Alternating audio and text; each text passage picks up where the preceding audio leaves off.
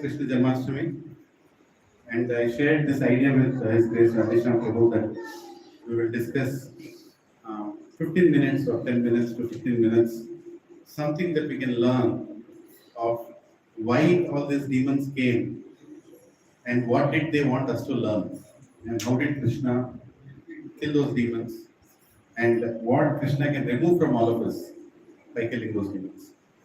I'm sure this exercise that all of you have taken would have made you go and hear something about those demons or read something about those demons. And I'm sure you loved reading whatever you read. Right? By doing this kind of services on special festivals more than giving others, we actually learn ourselves. Otherwise, why would I learn about 20 demons? Already I'm one of the demons. You write my autography that's equal to a demoniac.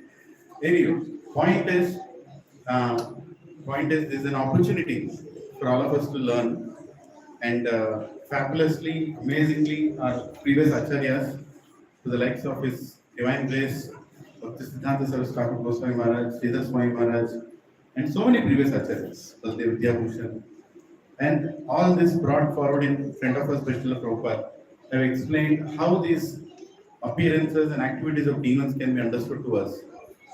So we have read those commentaries. I would request one by one in the order in which it was. But there are a couple of devotees who have to go to one more program to go and do some service there and come back. They have to leave early. So Pavan Prabhu and Sumara Prabhu. So I will request both of you to first start with whichever demon you have chosen. No, that's okay. You can start. No, that's fine. So, yeah? Okay, so three of you can finish. Nobody else is allowed to go. Please stay and we'll finish all the series. And then we have a program to go on Sankirtan outside. We'll also do that. And then Abhishekam. And then we'll have a small discourse and skit and drama. And then a little bit of discourse and then reading of Krishna book. And then we will be touching the midnight. Okay? So devotees, if you are fasting, continue to fast. And if you think it is getting difficult, have some water. If you think that is still not helping you to stay conscious, we have a consciousness rising prasad on the terrace. I'll not tell what is there in that. We can go to the terrace and have a little and come back here. Goal is to fast, but to make us go closer to Krishna. So, Hare Krishna, let us start. So, I'll request Pavan Prabhu to start. So, there is a condition here. Whichever demon you are representing, you have to act something like the demon before you come here. Already told that. This is not a formal session, right? So, you decide how you want to do that. We'll manage the camera. You can go to that corner. Everybody starts from that corner. Before coming here, you should do something about it. Correct? Did you all like this idea, everyone? Yes, yes, yes. It's natural, it's coming up. Go that side. Go that side.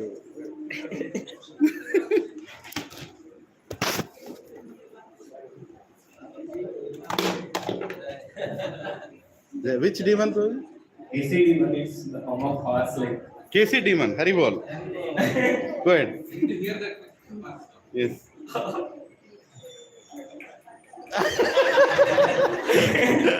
So it was jumping, AC demon was jumping. Yes. Good. Om Jnana Chakshara Namo Vishnupadaya Krishna Srimate Bhakti Vedanta Swami Namaste Saraswati Devi Gaurani Krishna Devi Shishima Jai Shri Krishna Chaitanya Prabhu Nityananda Shri Hare Krishna Krishna Krishna Hare Hare Hare Krishna. So, as you all know the theme, we have chosen different demons and what it represents. So, the format I'll be going with is the short pastime of this KC demon that I've chosen and what it represents and how to remove that anartha. Okay. So, after I think we all know how Krishna has taken birth and how Kamsa is trying very hard. So, and how Kamsa is trying very hard to find and kill Krishna. Yeah. So, after so many trials, Kamsa sent one more demon. The demon name is Keshi. So, Keshi is a Asura demon, right? So, he's not a horse, but he assumed the form of horse. And that horse was so powerful. So Prabhuji was asking to act like the demon, but I think I don't have even 1% of the strength that demon was having. But 100% the qualities are matching with the demon. So this Casey demon. If you want. Yeah, okay, sir. So 100% have those qualities of Casey, right? So this Casey demon was so powerful. So it assumed the form of horse, and that horse was so big, and the hooves of that horse were digging the ground. So with that power, that horse was coming to kill Krishna, and it was releasing the fire from its mouth and its nostrils. So yeah, and the cows were running away by looking at that horse. So that powerful the demon was, and it was running towards Krishna, it was running towards Balram and Nanda Maharaj to kill. But all of a sudden, Krishna came and stood in between Balram, Nanda Maharaj, and this side horse. So he came and stood in between, just like in our Telugu movies, a hero comes and stands in front of the heroine and the villain, right? Just came all of a sudden, they stood there. So after standing there, still, it was behaving the same. The horse was behaving same. Like it was showing its power. On this great, that great. It is releasing the fire from its mouth and nostrils. So then Krishna understood that okay, this guy wants to fight with me. This is just another cup of cake for me. Yeah? I have already killed so many demons. This is another. So Krishna just simply held that horse and it threw that horse. So it fell unconscious. Yeah. But after some time, it again became conscious and came to kill Krishna with so much anger. Just like it fiddled up with Maya, even after having so many troubles. So that horse was coming again with so much anger to kill Krishna. This time, Krishna took his left hand and put that left hand into the mouth of the Kesi, the horse. And the left hand was becoming so big in the size. Understanding the demon story. Little Krishna. Yeah. Whose son is it?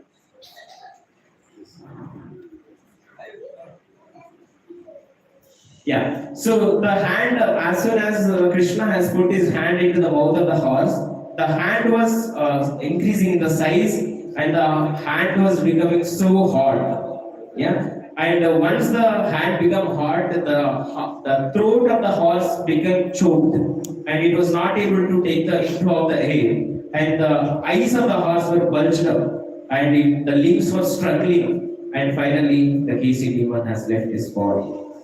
So this is the pastime of the case. So what it represents? So Srila Bhakti Vinod Thakur mentioned in the Chaitanya Shikshamrita that each demon represents an anartha. So this Kesi demon represents an anartha of I am the great devotee, I am the great devotee, I am the great guru, I am the great acharya. So why it is compared to that? So this Kesi demon assumed the form of horse, and it was showing so much power. I can release the fire, I can become big in the size, and I can dig the ground with my hooves. So it was showing all its powers, but finally it got killed by Krishna. Then how to remove this anartha is the next step. So first we discussed the short pastime of this Kesi demon and what it represents, and now we are discussing how to remove this anartha. So the Acharya says that to remove this anartha, we must chant. So the simple analogy is Krishna has taken his hand and put his hand in the mouth of horse. Right? So in the same way, we should take the name of the Krishna and put it in our mouth. Yeah. Why there Krishna here name? Because name and Krishna are not different. Yeah. So can you please repeat after me? Nama Chintamani Vigra. Nama Chintamani Krishna. Chaitanya Rasa Vigraha. Purna Shuddho Nityamukto. Abhinnatvam Nama Namine. So Krishna and his name are not different. So just like Krishna has put his left hand in the mouth of the KC and it stopped the inflow of the air, we should also take the pill of the name of Krishna and we should stop swallowing the poison that is releasing from the outside. So when Shiva was asked by Parvati, like, how can you swallow the poison that was emanating from this Samudra Mother? So Shiva was telling himself, so I heard this from yesterday somewhere in the Prabhuji. So Shiva always meditates upon Krishna. So always says Ram, Ram, Ram, Ram, Ram. And outside he was taking the Visha. From outside it is coming Visha and from inside Rama, Rama, Rama. Visha plus Rama is equal to Krishna. So it is taking that. So in the same way, when we chant the names of Krishna, anything that comes from outside, we would be able to tolerate it. We should be able to subdue it very easily. So how do we chant this? We should chant this as in the mood of a servant, of the servant, of the servant. Yeah. So serving is our nature. Yeah. Serving is our nature. If we don't serve Krishna, we'll serve dogs, like pet dogs, pet cats. Now it is I'm saying the Lord. Yeah. So we serve, if not God, we'll serve dog. So our nature is that to serve. Jivena Sarva Hoy, Krishna Radhyana. So our Sarupa is that. Like if you have 100 crores of rupees but you are alone, what would you do with this 100 crores? You would want to spend somewhere else, right? So you want to release that. That for that you need to serve someone. Your wife, or your children, or your dog. Instead of that, we should serve Krishna. Everything else will be automatically served. And also we have the Chaitanya Charitamrita, Gopi Vrita Pradeo, Dasa Dasa Dasana Das. So we should always serve in the mode of the servant, of the servant, of the servant, of the servant. The lotus feet of Krishna. So this is the pill to subdue this anartha. We should always be in the mode of a service. So that's the anartha that we can easily do. And also, one more analogy is, I was telling, right, Casey first time it became unconscious, but second time again it came with a rapid force. We also do the same. We got filled up with this, we filled up with this Maya a lot. We face the issues, but we don't realize. We again try to fill up with the Maya. So in the same way that KCD1 has, this is the analogy that I understood. So next analogy is the Krishna's hands are so tender. It's like a butter hands, such a smallish butter hands. You can see the picture, right? So butter hands. Those butter hands were very tender for the Gopas and Gopis, but the same hand was like an iron hot rod in the mouth of the KCD. So we always listen to this example. When a cat holds the kitten, it's with so much of love it holds. But when it holds the rat with the same teeth, that rat dies. It tears them off. Right? So in the same way, when we hold the feet of Krishna under the guidance of Guru, our life will be so peaceful and we'll develop so much of love for Krishna. So this is the one more analogy that I found. Next one is, so recently I shifted to a different rented house in Aparna. So far, whenever I was attending the gated community satsangs, I was feeling, being in the gated community is a luxury, but recently I'm realizing that it's a punishment. So much, roam around, just to go out and you have to take so many approvals to come here home. So recently when I was shifting, so I was so dirty, I didn't take bath in the morning, and I was so dusty, and so I was going by the scooty, and the packers and movers guy was coming next to me. So that security guy stopped there, that guy, packers and movers, to check what it is.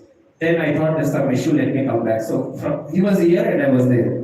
From there to here, I was just coming here and he stopped me and saying, hey, Pagal, so he was telling me, Pagal. So if I am not in the Krishna consciousness, I would have definitely fighted with it. Can you call me father? Do you know who I am? I am a software engineer. No, your salary is not even X% of mine. So can you dare to say this to me? Are you sure? I would have definitely fought with him. But I remember this. We should be tolerant as a tree. So if not, what would I have got if I would have? First of all, that is my mistake against the rules. So, but if I have fought with him, what would have happened? I would have lost my energy dealing with him, unnecessarily arguing. Next, then I have to go to the society, again argue there. I lose my energy, I lose my time, and I will, more than anything else, the consequence that hits me, like, how can he call me pagal? How can he call me? That hits me. But when we think of ourselves as tolerant as tree, we can easily bypass so many problems that we face through daily life. That's the beauty of Krishna consciousness. So, if when we serve in the mood of a servant, then it's easy. So, chanting and serving are the pills to subdue this another. How to chant? Chant by Trinada Visumichena, Sarura Visahishna, Amani Namanadena, Kirtaniya Sadhari. When we do this Kirtan of Hari by assuming the qualities, like be humble, then a blade of a grass, and be tolerant as a tree, and give respect, give all respects to others, but don't expect anything in return. This is what Rakesh represents. I'm done with this. Thank you so much. Hare Krishna.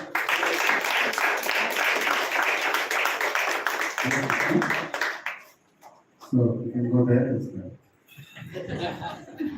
What is the demon you're representing? We already went there and they came.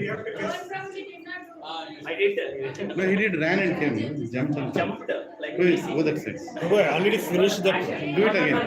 Who is the demon? Trinavrata said it. Trinavrata. So it happened so fast, he didn't see it. What a performance.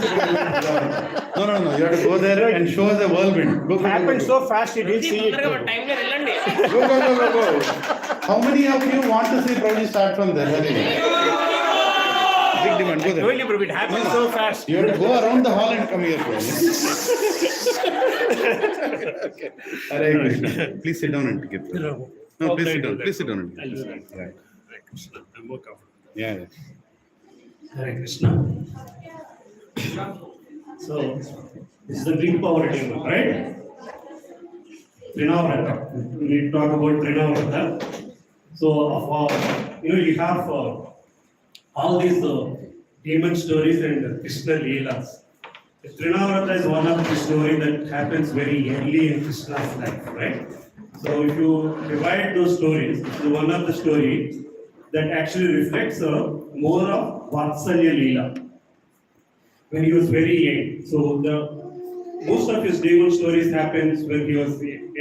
Some of them happen when he was young, and that all reflect his Sakya Leela and his relationship with his friends and stuff like that. But here it's more about the Vatsalya Leela. We have to understand Vatsalya Leela in multiple ways. Because Vatsalya Leela, because in Vatsalya Leela you have not Mahamaya but Yogamaya attached, right? We should understand the difference also. The action of Yogamaya versus Mahamaya.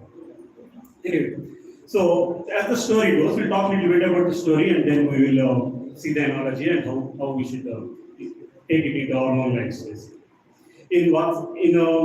This happens when Krishna is very young. He knows the past future, so he knows when Trinavrata is coming, when Trinavrata is on his way itself. And Vrindavan, Mathura, these are the places not where you have issues with wind basically. You don't have, normally in India, you don't have this kind of typhoons and stuff like that. The worst we have is a cyclone. So this demon comes in the form of a wind.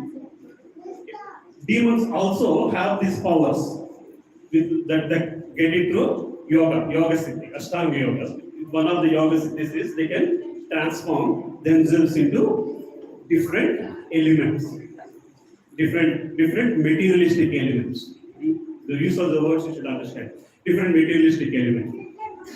We see, right? Personified Ganga. Ganga, water is personified. It's Ganga as a divine form in water form. Tulasi, a divine form in a plant form. Like that, but this is a demon in a wind form, one of the elements basically, right? So they have that art, or that technology, that technique. And that can last only some time. You see that in Bhutana story, you see that in Surpanaka story, and some other stories, right? So why it lasts only some time? The true colors comes when they can't hold it anymore, when they can't hold that state anymore, right? So this wind comes. So Krishna is at that point of time in Yashoda Devi's lap, is drinking milk. Now he has a situation where the wind is going to come and hurt him. Probably it's going to hurt anybody that's around him. So he has to isolate himself from the rest. So he starts to grow very heavy. So much so that Yashoda Mata thinks, she keeps him down. She's not able to hold him anymore. Here again, you should understand, when Yashoda Devi sees what the whole world in Krishna's mouth, or when she sees something happening to Krishna, she never doubts anything else. She only thinks something is happening to my little son. Something is happening to my little son. And she always, you see references in Bhagavad, in 10th canto, references to Yashoda Devi praying to Mahavishnu, Narayana mantras, they'll be chanting, all the people go. So she normally puts him in the cradle, but she thinks in the cradle will break with the heaviness. She's never questioning why is he heavy? What Maya is happening here? Something is happening to him, but she never doubts anything bad about it, really, right? See, that's something which very carefully observe about those things. Then she moves away, and then the wind comes. Then Krishna knows what is happening. The wind that comes in a fraction of a second, and it picks him up all the way up. So the idea of Trinavrata is to take him as much to the top as possible, to go as high as possible, and leave him from there. So as he's going up, Trinavrata is looking at Krishna, and Krishna is looking at Trinavrata. Krishna is pretending as if he's getting fear, he's afraid of things, what's happening, but actually he's enjoying the ride basically. Like it's known as the Disney rides, free of cost, right? Going all the way up. And he's holding his neck. So he's holding his neck again. Then Trinavrata thinks he's holding his neck because he's a young boy, he's afraid, and that's the reason why he's holding. But he's never letting that go of that neck. See what it is. So much so that now Trinavrata is not able to hold his own false form. He's not able to hold his wind form anymore. He's not choking. So much so that divinity is choking in artificial form, so much so that he falls. Trinavrata is now lost that form, and he gets back his original form, and he falls flat on the floor, and the divinity, the divine form of Krishna, falls right on him, and everybody is there now around. They have realized what happened, and nobody's thinking like, why did the demon come and all? They're only thinking, how is Krishna doing? Like they focus is only on Krishna, they picked up Krishna, and by then Yashoda Maya already fainted, and she's already fainted, and they wake her up, and then she gets hold of Krishna, and then okay, some demon has come, something wrong has happened, let's do some mantra, puja, and all that stuff, and they start. So this is how the storyline goes, right? We all know the story. So this is a representation of speculative thought process. Trinavrata is representation of speculative thought process. By his one skill, he has modified himself into a wind form that he was not able to hold, that is questioning the divinity, and it is fallen flat. That's what it is. The speculative intelligence. So some of the acharyas speak it as, we talk about false ego. This is more of manifestation of false intelligence. Right? Intelligence. Speculative intelligence, when it gets unhandleable, it takes you away from divinity. You understanding the difference? So, we have these three subtle things, right? We always talk about Manasu, Buddhi, Ahankara, heart, intelligence, and mind, intelligence, and Ahankara.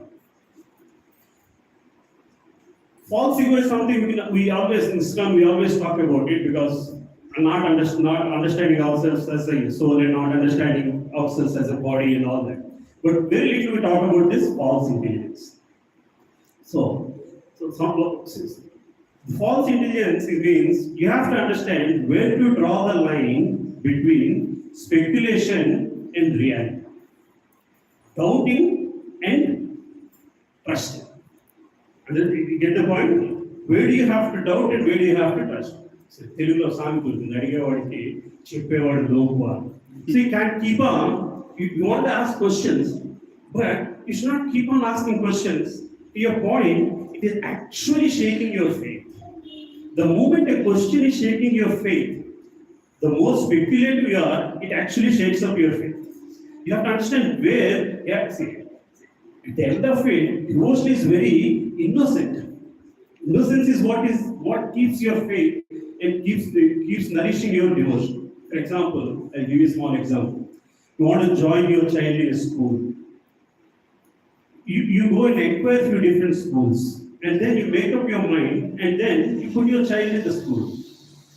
After that, you don't take every day question the child whether the teacher has taught him right or not. That is speculative, doubting beyond the faith. You see my point? Till the point you have made your decision, then you have to put your faith and not start questioning everything that's happening after that faith point is made. You become a guru and then you start asking questions just for the sake of comparing it with something else. You're actually doubting what you're standing on. So the moment you're doubting on what you're standing on, there is no more room for Yogamaya. It's only Mahamaya that takes on your life. You see the difference, Prabhuji and Mataji? Both are Maya. Yoga, Maya, Mahamaya. Right? There is a subtle difference between Yogamaya and Mahamaya. Yes or no? What's the difference? Can somebody explain? Away from Krishna and towards Away from Krishna and towards Krishna. towards Krishna. Okay? But then why you call it Maya? Why you call it Yoga Maya?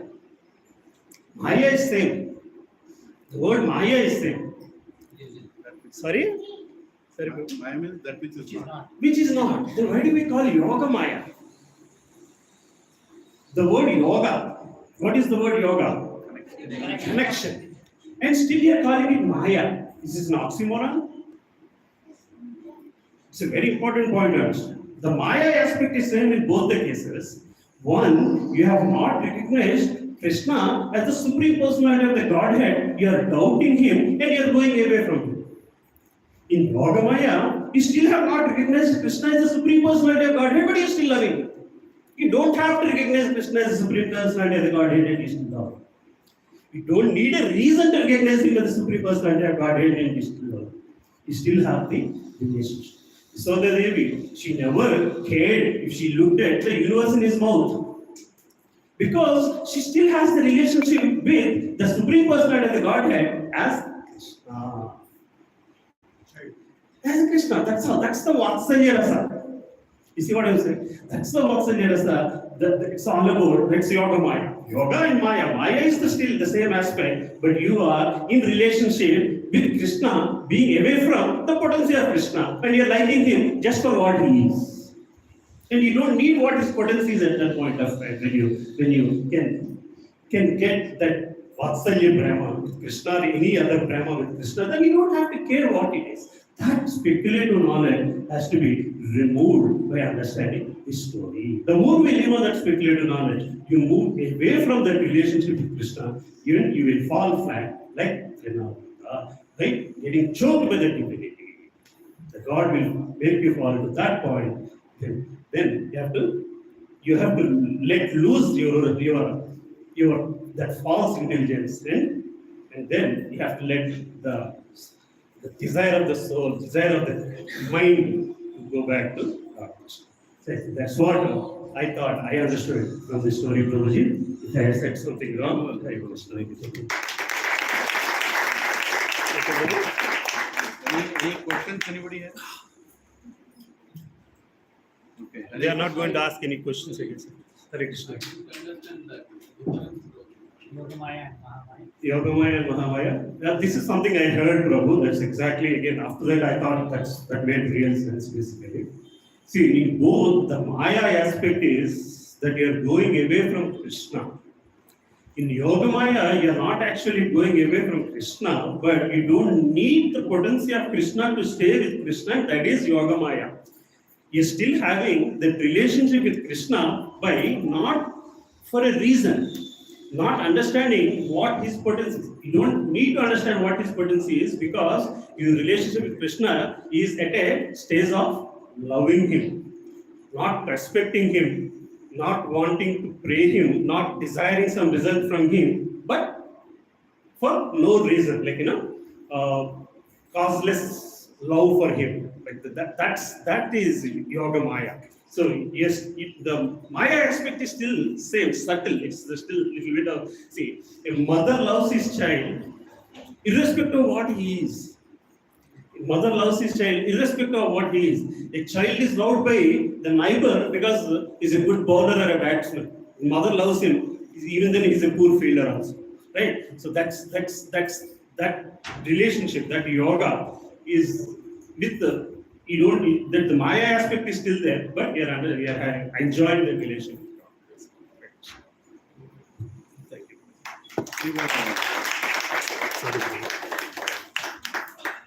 So who is taking the next demon? He has to go, man. Yeah. Which demon are you doing? We'll see. Huh? You guess. We have to guess. क्या बोल रहे हो? क्या बोल रहे हो? वृंदावन वाले मेरे लिए मेरे वर्शिप नहीं कर रहे? क्या? Hare Bol! Hare Krishna. What are you saying? That they are not worshipping me? So pride. So this is the demon which is represented by Indra, and pride is something which is on the lower sphere of levels of consciousness. Right. So last week when I took this session on levels of consciousness, so the pride was in the lower one. So which is actually coming on the mode of ignorance. Mode of ignorance, kind of anartha, right? And it is said that pride has enough energy to run the US Marines. So if you look at so much of, in the name of nationalism, in the name of professional life, or in the name of the things that have happened in Middle East or the Europe, right? So all of that, things that have happened in the name of pride. And we do so much of anarthas in the name of pride as well, that I am such and such person. I am working in this organization. I am with this kind of a level. And Pawan Prabhu touched on that. This guy was saying, "Oh, pagal hai kya?" So it was the pride that was getting shattered and saying, "Okay, I am so and so." So nature of the pride, if you look at the nature of the pride, is depending upon the external factors, because we get much more happiness and recognition by external factors. And we can, if we don't get that external factors and we don't get recognition, what happens? We actually fall down. So we might move into fear level of consciousness, or even lower level of, or anger kind of a consciousness, if we don't get that, right? Craving for, so it is not that craving for happiness is not good. So appreciation, sorry. Craving for appreciation is good, but the disproportionate craving is what leads to pride. And that's what was happening in the Indra story when he was, all of you, I think even the kids know that story very, very well. So when Krishna spoke to his Baba and said, "Baba, why are we worshipping Indra?" And then he said, "We are worshipping because we can get rains." So he said, "We don't get rains from why Indra is doing. We get rains and grains and everything from Govardhan. So we should worship Govardhan." He actually dismissed him. And the next day he again said that, "Okay, we should worship Govardhan." And then he said, okay, let's worship Govardhan. And then people started to worship Govardhan. And that, when the news came to Indra, so that shattered the pride of Indra. And that is where he actually started to show his anger through his servants, and the whole of Vrindavan getting drowned, and that's where Krishna lifted Govardhan, and 7 days and 7 nights he lifted Govardhan, and all the Vrindavan Vasis were like close to Krishna without eating and without sleeping, and they were in bliss with Krishna, right? And need what if you look at where it pride, where Krishna is talking about, he's talking about in 16.4 in Bhagavad Gita, and he's saying Dambo Darpa Bhimanasya cha Krodha Parusyam Evascha Agyanam Chabi Jatsa Partha Sampadam Asure. So saying pride, arrogance, conceit, anger, harshness, and ignorance. These qualities belongs to those of demonic nature, O son of Pritha. So the first quality, demonic quality, is saying pride, right? So that's the it is said that it is the most difficult of the anarthas to get away with. Why? Because in pride we would actually not need Krishna. In all the other anarthas like greed or enviness or anything, we will feel the need of Krishna. However, when we are in pride, we will go away from Krishna. We will say, "Oh, Krishna, who is Krishna?" And that's what is happening. Who little boy है? कौन Krishna influence कर रहा है? ये decision मेरे को worship नहीं कर रहे. कौन Krishna? So he forgot that Krishna because the pride was there. And how to deal with pride? So pride arises because of insecurity.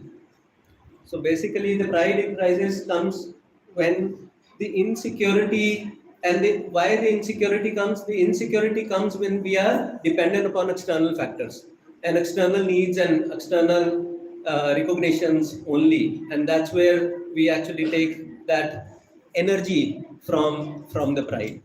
And how to deal with it as devotees? I was actually meditating on this, that how we can deal with this is if we develop the vertical relationship with Krishna. So we have that horizontal relationship on what we are working, what we are getting, and so, but if we develop that vertical relationship with Krishna, that is how we can deal with the pride. In terms of internally we doing bhakti, and externally we using our talents for the service of Krishna. So that is how we can deal with pride.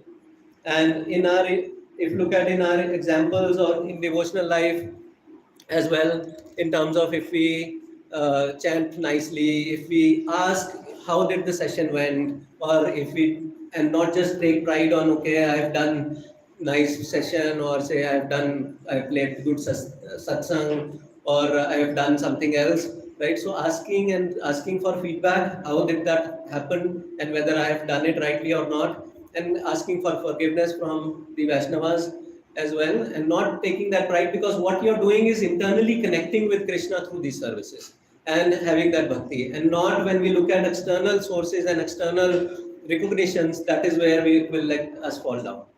So that's about the pride. So thank you very much, and I hope I also connect and have that vertical relationship, and use my services and talents in service of Krishna. Thank you. One more dialogue of Indra. I know that. I recall.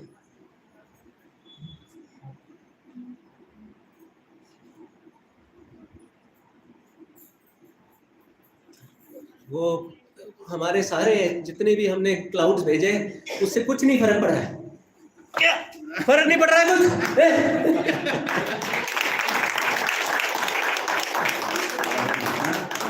So Mahesh Prabhu, actually some devotees were calling randomly because they have to go for service elsewhere.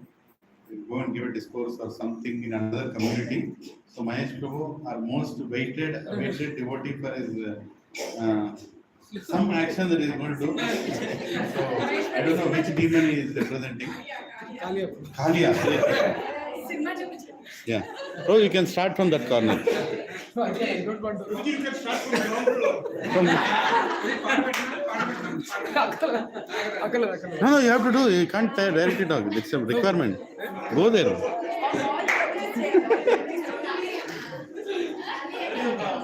Pro snake dance.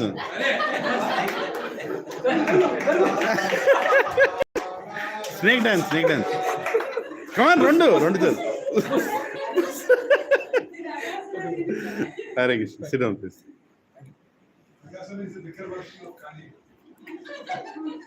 Hare Krishna. Apologies and apologies. Actually, I have not come prepared, to be frank with you. Okay. I'm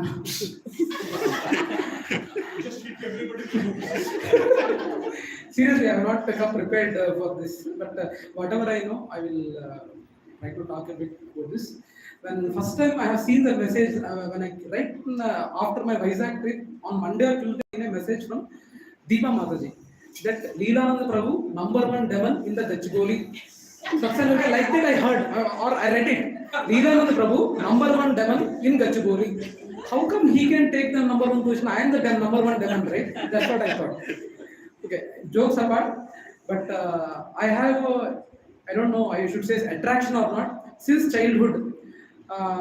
How it was not an attraction towards Krishna, but my mother used to prepare curtains with Kalia and Krishna and Kalia curtains she used to prepare. So that's how I liked the character of Krishna. No, not on a spiritual side, but on a funny side. What a wonderful God who's playing with snakes or dancing on the snake. So I like the character basically very much. So that's one reason why I have a special liking towards Kalia. And already our Sunil Prabhu has mentioned about pride, about the pride aspect, what Indra has carried.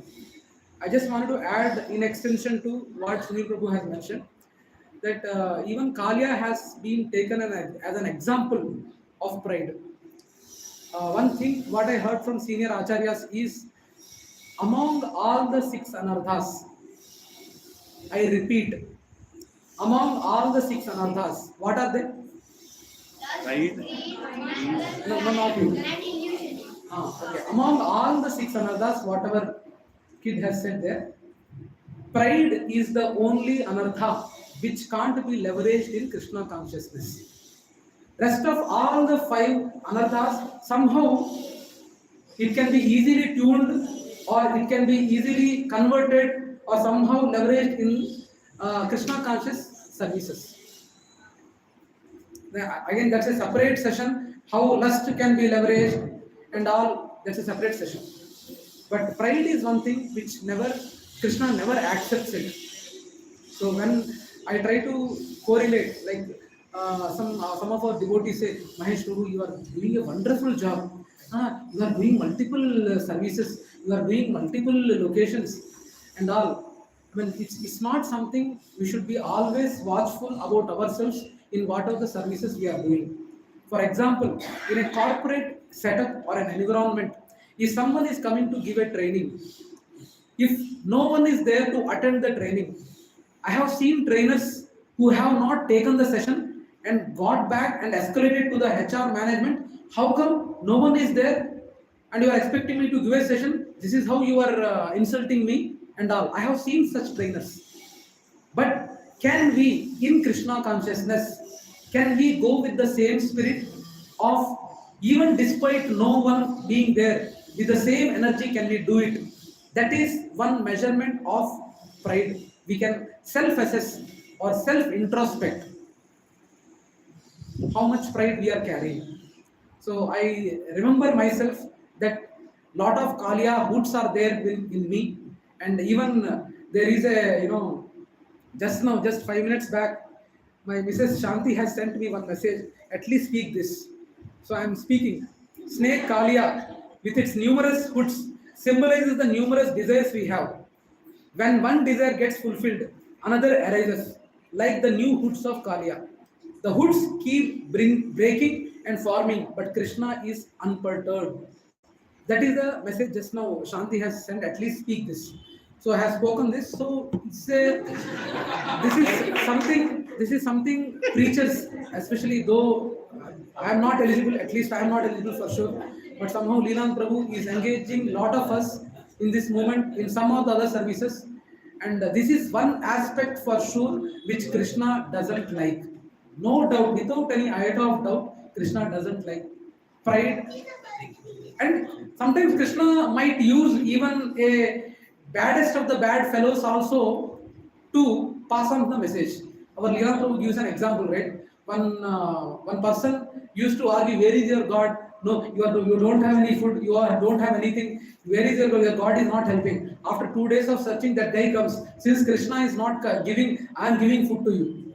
So once he gives the food to that guy, he says, see how merciful Krishna that even from the baddest to the bad persons also he is engaging, giving the food. So like that, Krishna knows how to deal with devotees and how to take care of his devotees, especially devotees. Because devotees is a clan or is a set of people which probably current society might not identify. You know, right? 84 lakh species we are having in the complete Brahmanda. Among them, how many species are from human species? They form 4 lakh. 4 lakh species. In that 4 lakh species, there is 0.00001% of devotees who are really loved by Krishna. So please have this thing in your mind or in our mind, in my mind, I tell to myself that we should not encourage this pride what Kalia used to carry with us. And last but not the least, one story which I recently heard. I don't know about the Shastric Praman or Shastric evidence of this story. The story goes something like this. Ravana almost, he gets killed by Rama, right? Yes or no? Yes. Then Parvati asks, this story why I am saying is the role of preachers, how important is the role of preachers in the society. I'm just trying to reiterate here. As I'm saying, this particular story, I don't know the Shastric reference, but somewhere I have seen it, so I'm telling this. So once Ravana is killed by Rama, Parvati asks Lord Shiva, he is your bhakta, right? He is your bhakta and he is your devotee. Why can't you save him? Why he is getting killed? You please save him. You please save him, she says.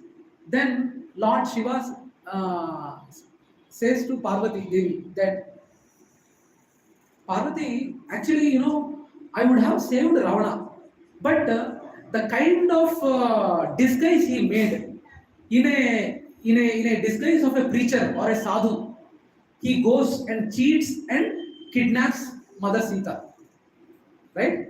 In a vesh of a sadhu or a preacher, he kidnaps Sita.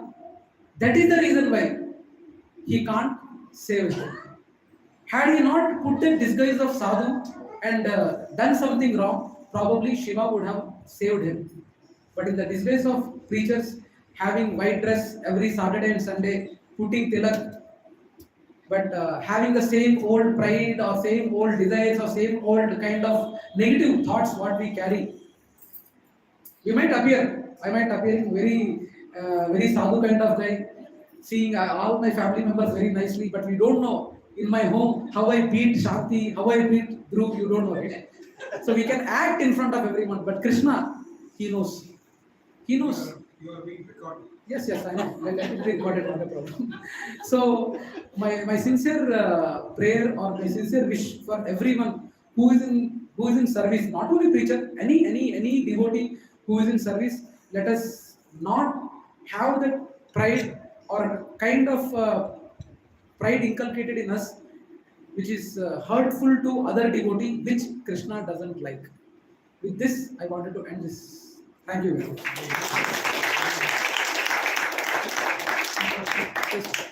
How do we get over that pride?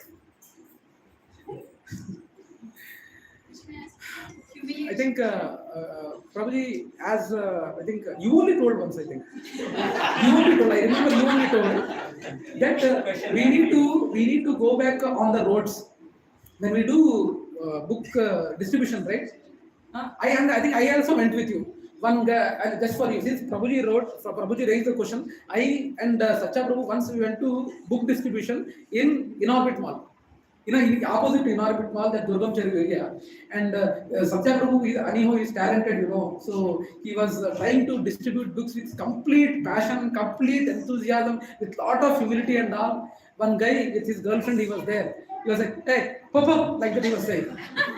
Papa, and then I was trying to convince him, Babu, I never తెలుసా నీకు ఎవడైతే నాకేంటి like that expression he has given. So I think we need to go ahead with that kind of humiliation. It's not only book distribution, but even when someone take a seva, for example, train tickets. Some yatra is going on. Train tickets, some spock is given. Spock, so either like Padma Mataji is a spock, I don't remember. So spock is given. Lot of devotees would be pushing her or forcing her. Mataji, okay, ticket చూడండి కొంచెం ఇది అనుకోకుండా last minute లో cancel అయింది. Lot of people will be attacking you. Then there is a possibility. There is a possibility in that thing that He was the one who was changing it. and there is a possibility. There is a possibility that please, that's enough. I can't handle this. Please, already I can't do anything. Please, if that kind of tone is required, kindly don't take the services. Kindly don't take the services. It's unnecessarily, that is a test for us. That's a test for Krishna. I know it is not officially, professionally, process-wise, it is not right. But still, if that opportunity is given to you, you have to do with utmost humility. I know it is not right. But still, can you tell the same thing with utmost humility and say that I will try my level best, but don't feel otherwise it is not happening. I think we need to go ahead with like this lot of things. Though I am telling like this and you are clapping, I am not near to that. I am trying my best to come to that situation. But I think we need to go ahead with lot of grinding, mixing, beating, thrashing, bashing, whatever. Okay. Yeah. As Krishna dances on the hooks of Kaliya, so I think we are also needed to be danced by Krishna through other devotees like this. Okay. Thank you very much.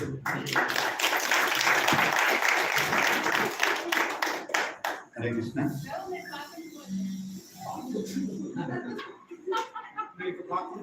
Now he is no more a snake. He's done. Namaste is gone. Hare Krishna. So if I don't call this next person, there can be a heart attack. So, she told I'm not able to take the tension. I cannot hold these thoughts inside me. So you have to start from there. No, you have to. There is no choice. Go there. Go. Which demon? Bakasura. Go there. Start. You have to do it. Hare Krishna. Hare Krishna.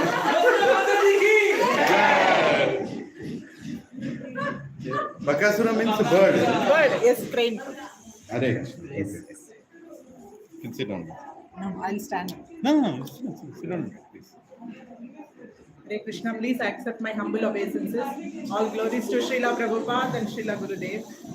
Om Namo Bhagavate Vasudevaya, Om Namo Bhagavate Vasudevaya, Om Namo Bhagavate Vasudevaya. Today I am going to repeat the pastime of Bakasura, Krishna killing Bakasura. This is my first time giving the message what Acharyas has given after so many years. This is the first time. Please bear with me. As we all know that Krishna is been attacked by so many demons since he was born in Vrindavana,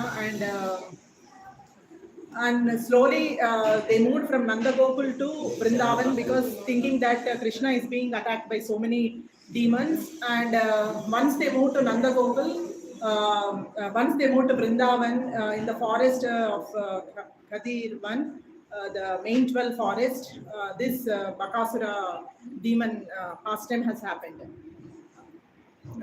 Krishna along with Balarama and other Gopas, they went to herd cows in the Kadirvan forest, and they have seen one big mountain-like bird near the lake, and they thought it's like a big mountain and it's like a kind of a thunderbolt thing. And so they were really astonished, and they were thinking like, and suddenly that bird, the crane-like bird, Bakasura, it was a demon but appearing like a bird, crane, it slowly came and swallowed Krishna in front of all Gopas and Balarama. And And and first we'll know little about Bakasura past life. Bakasura was son of Hyagrippa in his past life, and his name was Utkala. And he was not pious, and he was doing all kind of, and he was meditating on fish, and he was catching fish and eating all that, and he was cursed by Jajila Muni, and he got this crane body in this life, and Krishna killed this demon in this.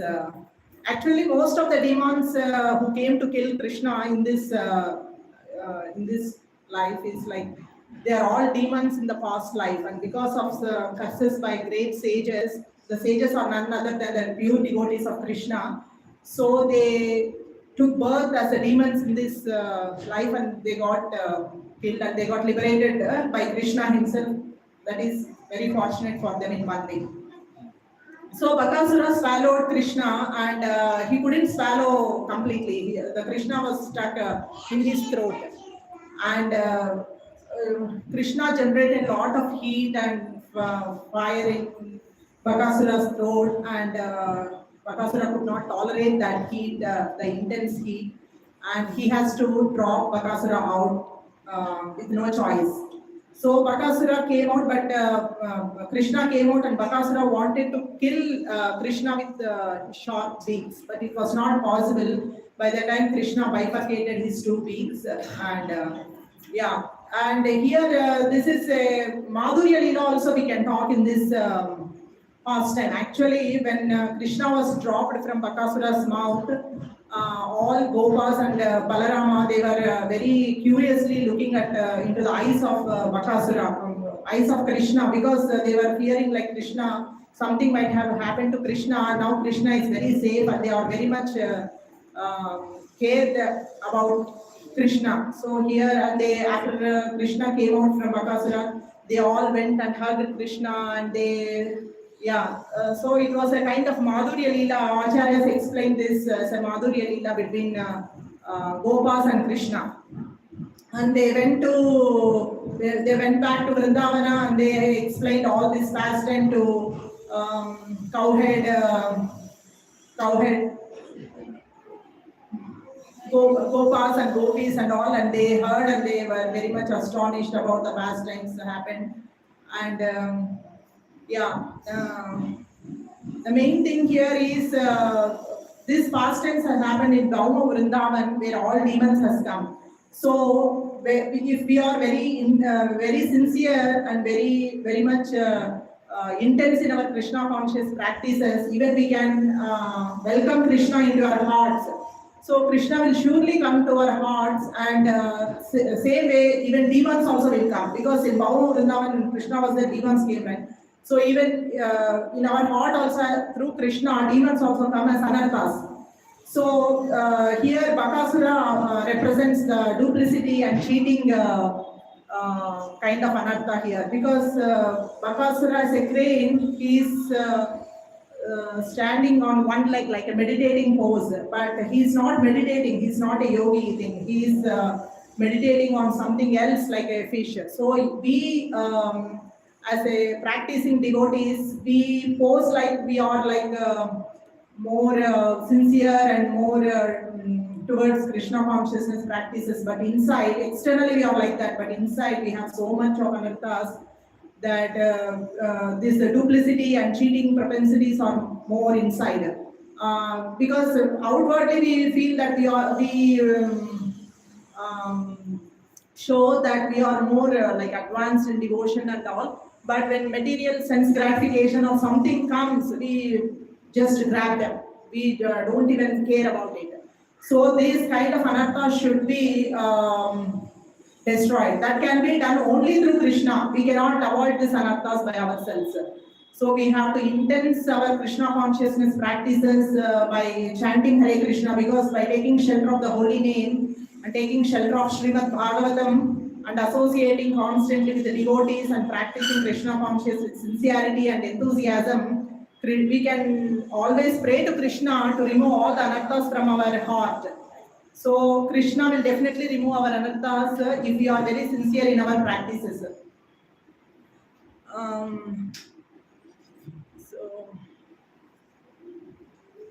And Sukadeva Goswami, he concludes this verse with a with this verse like because in Vrindavana all cowhead boys and cowhead Vraja, these gopis, they are very happy in spite of happening so many calamities in Vrindavana and anxieties.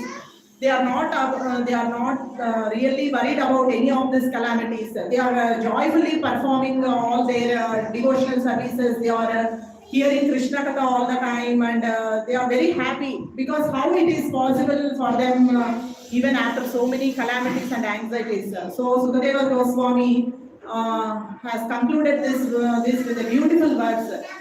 Iti nanda nandaya gopa Krishna Rama katam muda kurvantam brahmamanascha navindam bhava vedanam. So here Sukadeva Goswami is telling, like always engage in hearing Krishna Katha and Krishna's pastimes and chanting Hare Krishna, and all your material tribulations and anxieties, you will be away. People in this material world, we will be hearing from many people like they keep saying that we are very much stressful with family life, with the children, we have so much stress, that stress, this stress and all. There is a proper solution for all this. Just take shelter of Srimad Bhagavatam and chant Hare Krishna and intensify your Krishna consciousness practices. And Krishna will definitely, as he has destroyed all anartha, all demons in Bahu Vrindavan, similarly, in our heart, Krishna as a Paramatma, he will definitely remove all the anarthas and give us the Shuddha Bhakti going forward. Thank you, Prabhuji. Thank you.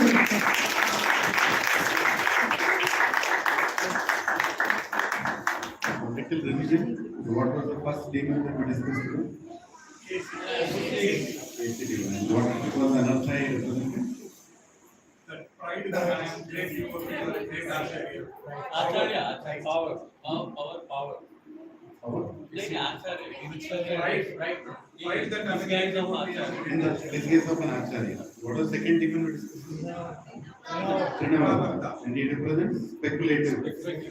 Speculation. Yeah. Third demon that we represent? Indra. Right. Fourth demon? Kalya. Pride and unlimited material desires. And fifth demon? Bakasura. Duplicity. Duplicity and? Cheating. How many are enjoying these sessions? Right. Okay. Now I am going to be the next demon. Let's start from the beginning because all these were like emergency cases. So we included. Huh? Okay, somebody has to hold the mic.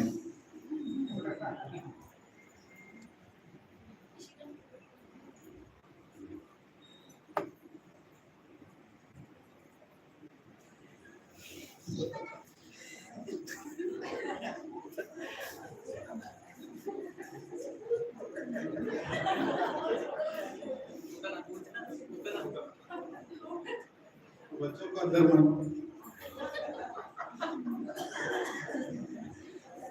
अरे they were small. I was planning to pick up that kid and try. So kids already ran away. So Lakshmi Devi holding a lotus like this. Haribol. The punch went away because children went away. Yeah. Hare Krishna. Hare Krishna. Mukhyam Shivrandasya Gyananjana Shalakya Chakshurmitramena Tasmai Shri Gurave Namaha. Firstly, it's a great privilege that we are discussing about all these demons. It's nice that we discuss about these demons because they are within us. Right? Within me, definitely. So Putana is one of those demons, immensely lectured by so many acharyas. I just went to YouTube and I said Putana lectures.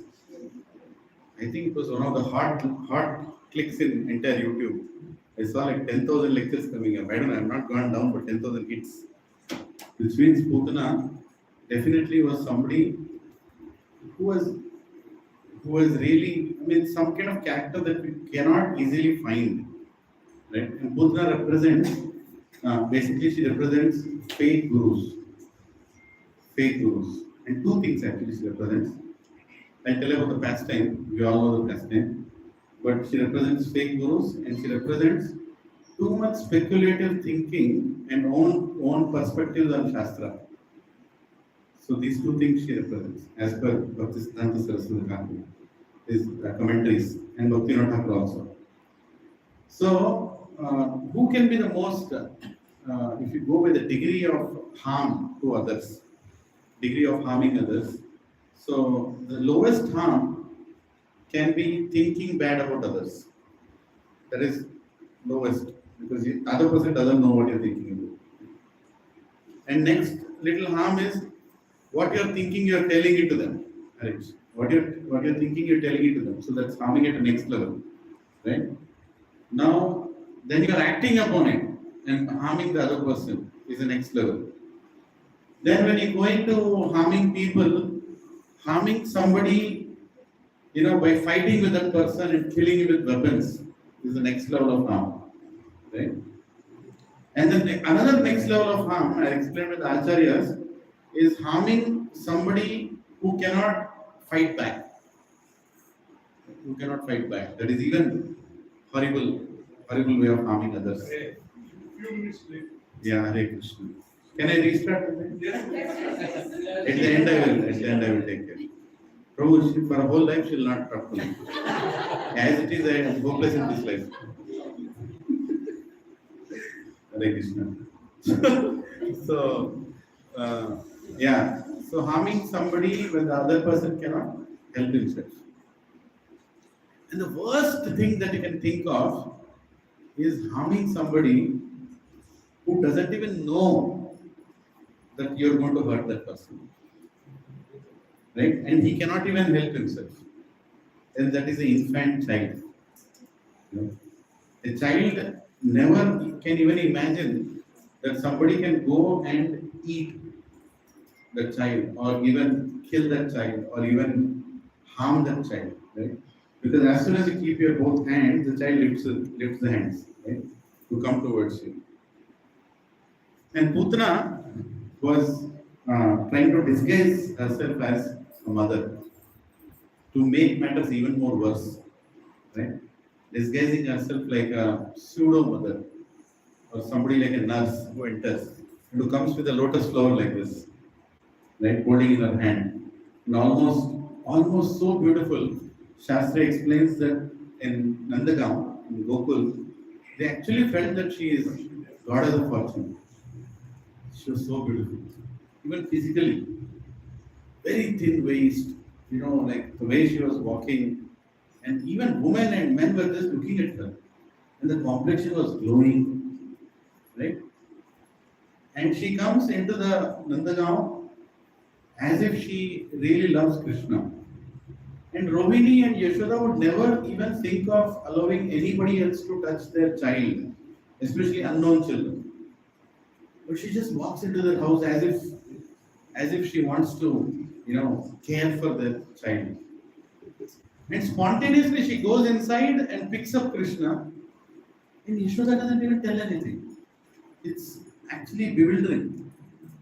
And as soon as she sees Krishna, Acharyas explained that she sees the Supreme Lord.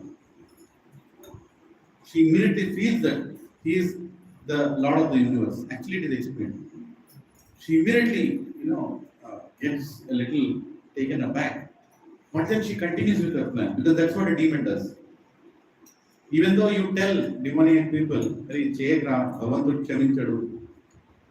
do it, they don't care, because they don't believe in God. And she has that nature. In previous life, she was sister of Bali Maharaj. Her name was, I forgot her name. Such a Ratnamala, right?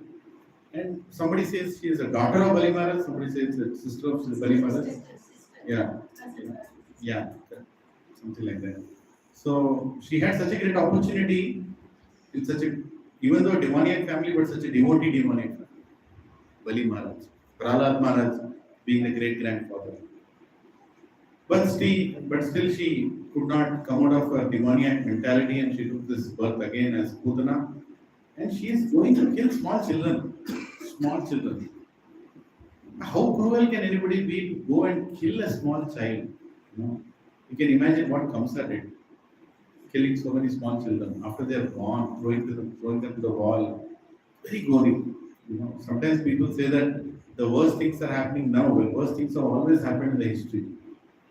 And in those days when people were mostly pious, for somebody to do something like that is even more horrible. You can't even imagine. Right? So this lady, she picks up Krishna and she applies this very, very dangerous poison to her breast. And she keeps her breast in the mouth of Krishna to kill him. Right? And then she's looking at him, and Krishna looks at her. Acharya explained that Krishna sees a mother in her. Right? Because there are 7 mothers, as we all know. Right? And one among those 7 mothers is also nurse. And Krishna sees that she has come to kill me, but he appreciates the way she is trying to kill him is by being a mother. Pundrik Vidyanidhi, one of the great acharyas in our Gaudiya Vaishnava cult, he used to live in Bangladesh, and Chaitanya Mahaprabhu sent Gadadhar Pandit to go and meet this personality, Pundrik Vidyanidhi. And when Pundrik Vidyanidhi went to Bangladesh, he was a Grahastha, Pundrik Vidyanidhi, and Gadadhar Pandit went to see Pundrik Vidyanidhi. We are talking about Pundrik Vidyanidhi. So he went to see this personality in a very, very opulent palace. In a very opulent palace. There are swimming pools inside the palace. Can you imagine those days? And this personality is training a bunch of young girls who are in the water, and is telling them to dance in a certain way or act in a certain way. And he himself is going and getting into the water or coming out, and he's singing. And Gadadhar Pandit is thinking, where did Chaitanya Mahaprabhu send me? This person looks like a very lusty womanizer in a way. Where did he send me? And why would even Chaitanya Mahaprabhu appreciate somebody like this? Right? And Gadadhar Pandit is astonished. But he says, okay, I have come here for a reason. Let me wait to meet this personality. And suddenly he sees that Pundrik Vidyanidhi starts rolling on the floor and appreciating Krishna. And he starts singing verses from Bhagavatam. And he starts crying. And he starts shouting that how can anybody be more merciful than this Nandana, who can see a mother in Putana who has come to kill him? How can anybody see? And he starts falling and crying and rolling on the floor. Then he understands, my God, what a devotee is there inside this person. And I was mistaking him, seeing externally. And he was actually teaching all these girls, young girls, how to dance like a gopi, or how to be part of Krishna's pastimes or enact that, I don't know for what reason. Then Gadadhar Pandit, who is Swayam Srimati Radharani, appearing on this planet to be accompanying Lord Chaitanya Mahaprabhu, immediately thinks that this personality is going to be my guru.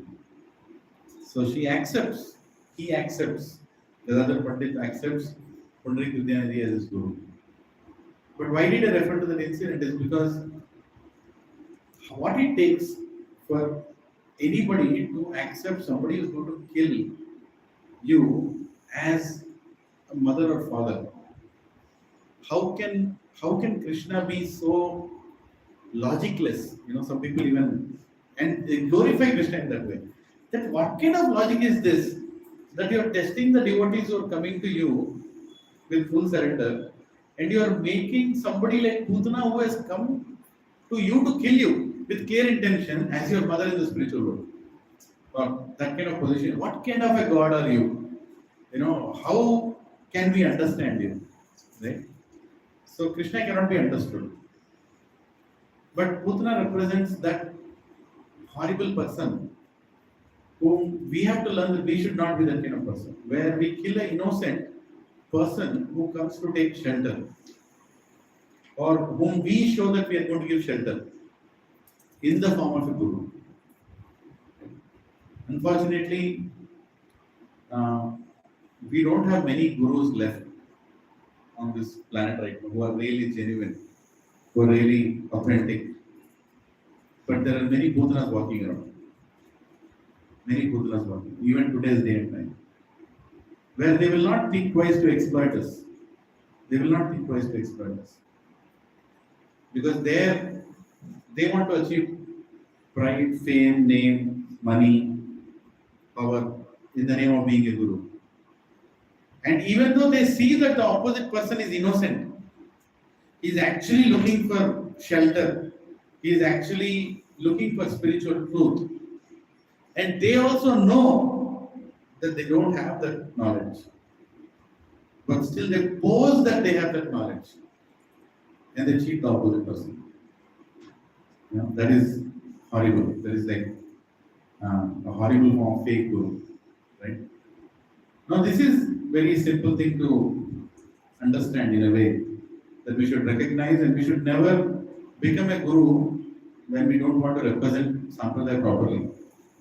Right? And we should also recognize a guru in the right way. So anartha is to pose yourself as a knowledgeable, spiritually knowledgeable person when you actually know that you are not. Or at least repeat what you have properly heard rather than putting your own versions. So the second part of it is misrepresenting Shastra depending on your material capabilities. Like I can interpret things very nicely, I can analyze things very nicely, I can portray things very nicely, I can present things very nicely. They're all material qualities, nothing to do with spirituality. When you use these skills to change the meaning of Shastra, and you start thinking that nobody understood like the way I have understood, that's Putana. Okay? Sometimes devotees also, not only devotees, but people try to misrepresent the Sampradaya also, like that. Very dangerously. Like, we like to enjoy, we want to enjoy, that's how we have been, material enjoyment, sense enjoyment. And then you come to devotion, and you go in between devotees, and then suddenly you start thinking that actually devotees don't know how to practice KC nicely. I know better. I can do whatever, many things, I can do, I can be with materialistic people also and enjoy like them and be like them.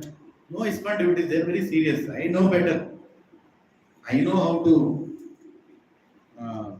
balance spiritual life and material life. They don't know, right? I can eat outside, I can dance with people outside, I can do all that. Devotees don't know. Actually, they don't know how to balance, I am better. You know what I'm saying? Are you getting what I'm saying? That's Putana in us. That's a big Putana in us, where we are trying to pose like a guru to devotees, staying in between devotees, and you're not here coming to learn from ISKCON, you're coming here to teach ISKCON. That is Putana. As if previous acharyas don't know what to do. Previous gurus don't know what to do. Right? We suddenly start posing that, I know better than all those people.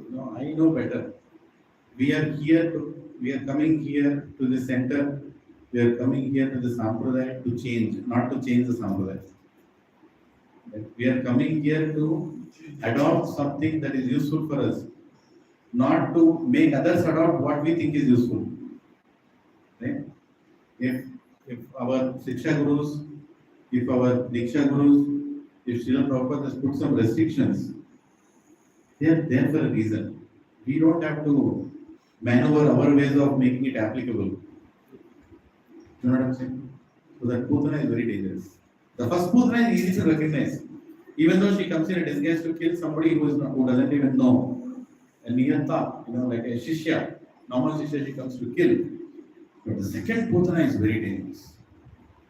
Where you are not killing out somebody else, you are killing your own spiritual life. That's called killing a soul. Soul cannot be killed. Nainam dahati pavakaha. Nachainam kledayan kiyeko. Na shoshayati mahati. Nobody can kill a soul. But you can be a soul killer.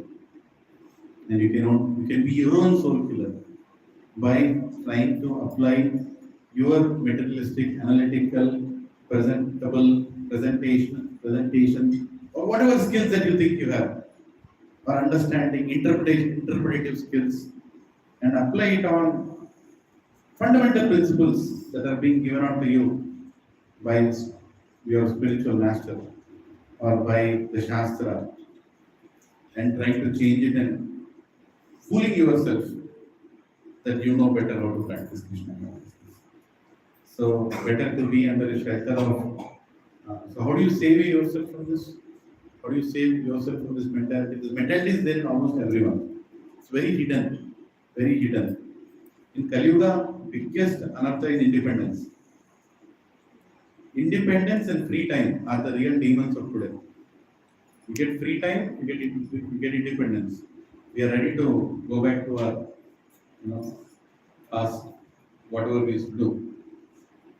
And Putanas will catch us as soon as we start doing that. There are many Putanas walking around in YouTube, in Instagram. Many Putanas are there who are posing themselves as gurus, who will catch us. Right? So first of all, how do you save yourself from becoming a Putana? And how do you save yourself from Putana taking you? Both the answers are same. Be in associations. And take good association.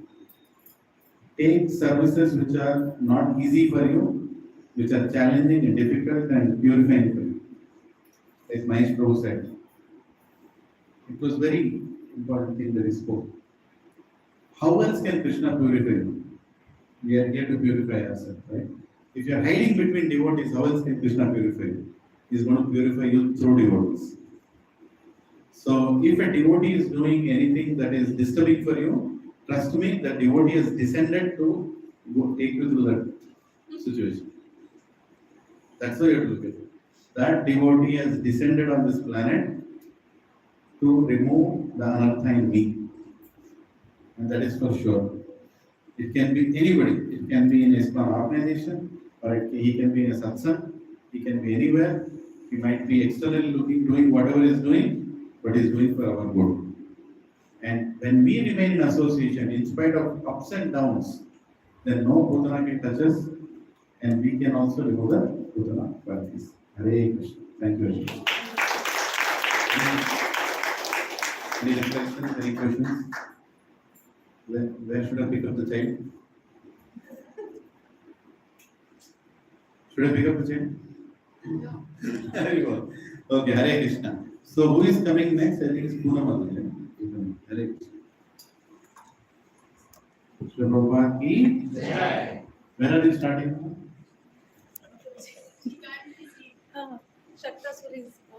So ghost in a form of a cart. So you're going to kick the cart. You do something. Hare Krishna. Go there. That chair is a cart. Okay, anyway, Hare Krishna, Hare Krishna. But this is not, you all should come prepared with creative ideas. It was something that was asked that each demon has to be enacted. Hare Krishna, it's okay. उसको पूरा चकनाचूर करना पड़ेगा कृष्ण ने लाता है Hare Krishna.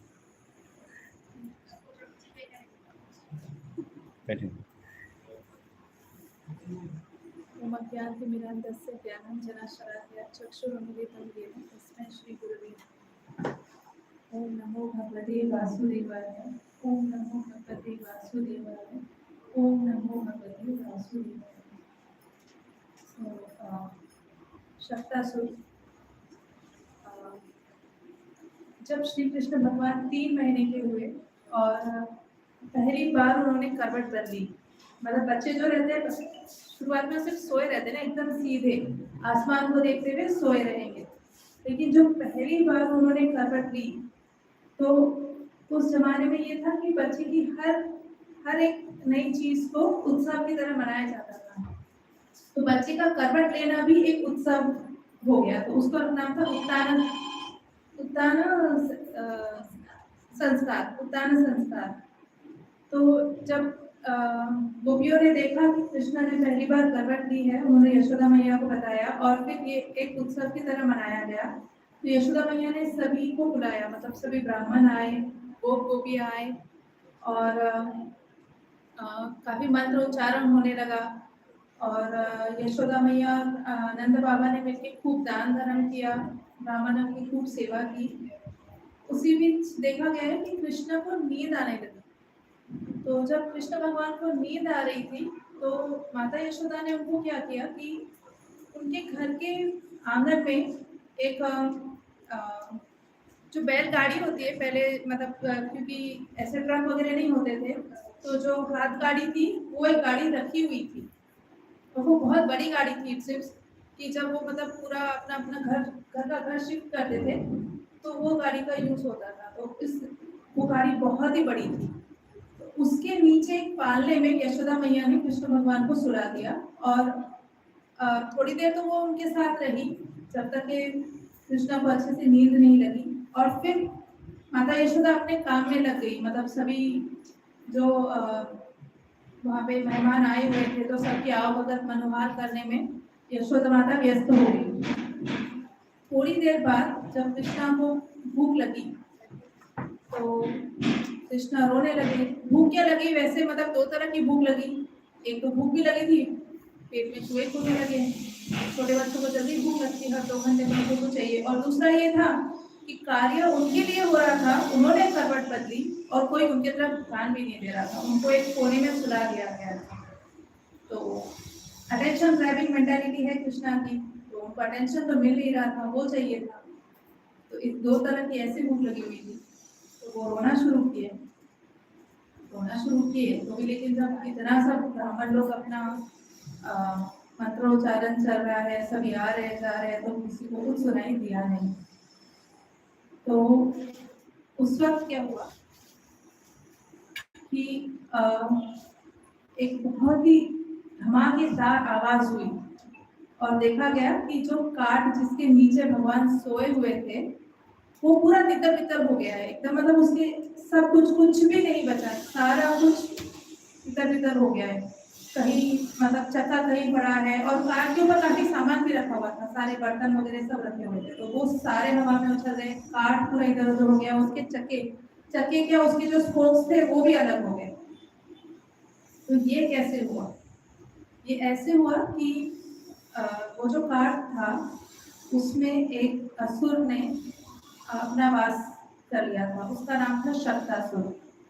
तो शक्तासुर जो है ये अपने पिछले जन्म में हिरण्याक्ष का बेटा था, उसका नाम उत्कच था और उसकी वो बहुत ही अच्छा, उसका शरीर बहुत ही अच्छा वेल बिल्ट था और वो हमेशा साधुओं को डिस्टर्ब करते रहता था। मतलब जहाँ पे भी साधु लोग अपनी साधना कर रहे हैं वो वहाँ जाएगा और अनशन बात करेगा। तो एक दिन वो पहुंच गया लोमच ऋषि के आश्रम में, जहाँ लोमच ऋषि अपनी साधना कर रहे थे और ये वहाँ पे झाड़ों को काटने लगा। तो लोमच ऋषि और ऐसे बकवास बातें करने लगा। तो लोमच ऋषि ने उसको श्राप दे दिया कि तुमको अपने शरीर का जो गर्भ है तो जाओ, तुम्हारा ये फिजिकल फॉर्म ही नहीं रहेगा। मतलब वो भूत बन गया, मिस्टर इंडिया टाइप्स, कि वो है तो सही लेकिन दिखाई नहीं दे रहा था। तो फिर तो क्या हो, तो उसने फिर उसको एकदम से ये लगा और उसने क्षमा मांगी लोमच ऋषि से। तो लोमच ऋषि ने कहा कि ठीक है, क्योंकि तुम अपने किए पर शर्मिंदा हो, तुम्हारा उद्धार होगा जब अगले मनवंतर में, त्रयोदश मनवंतर में भगवान श्री कृष्ण आएंगे तो उनका पैर रख के ही तुम्हारा उद्धार होगा। और ये जो घटना थी, हिरण्याक्ष का बेटा उत्कच, ये जो लोमच ऋषि को परेशान कर रहा था, ये चक्षुष मनवंतर थी। अब और लोमच ऋषि एक बहुत ही सिंसियर सोल थे, मतलब वो अपनी साधना में इतने लीन रहते थे कि उनकी कोई कुटिया वगैरह भी नहीं थी। जब उनके एक शिष्य उनके लिए कुटिया बनाने लगे तो वो बोले कि जब ठक ठक आवाज आ रही थी कुटिया बनाने की, तो बोले तुम क्या कर रहे हो? तो उनके शिष्य ने उनसे कहा कि मैं आपके लिए कुटिया बना रहा हूँ, आप इस तरह से धूप में बारिश में ऐसे ही बाहर बैठ के साधना करते हो तो मुझे अच्छा नहीं लगता, इसलिए मैं आपके लिए कुटिया बना रहा हूँ। तो लोमच ऋषि ने उनसे कहा कि ये जो मनुष्य जीवन है ये बहुत ही छोटा है, कुटिया बना के इसको वेस्ट मत करो। अच्छा, ये लोमच ऋषि का आयु कितनी थी? लोमच ऋषि को वरदान था कि जब तक उनके शरीर के सारे बाल नहीं गिरेंगे तब तक ही वो जिंदा रहेंगे, आखिरी बाल गिरने तक। एंड ही वाज वेरी हेरी, बहुत बाल थे उनके इसमें, और उनका एक बाल कब गिरेगा? ब्रह्मा जी का एक दिन जब पूरा होगा तब।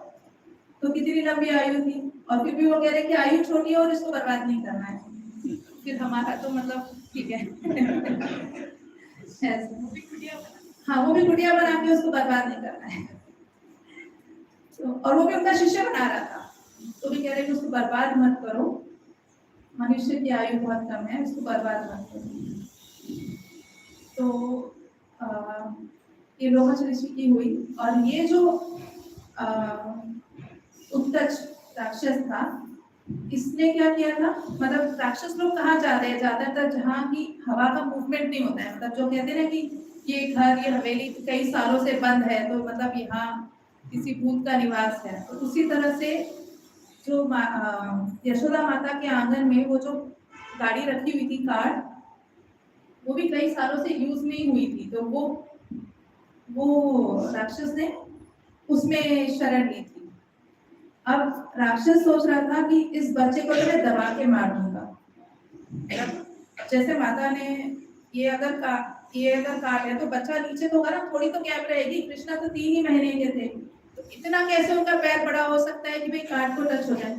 गैप तो रही होगी, एकदम कम गैप में तो कोई भी माँ अपने बच्चे को नहीं सिलाती। तो वो जो है राक्षस, वो धीरे धीरे काट को नीचे ला रहा था।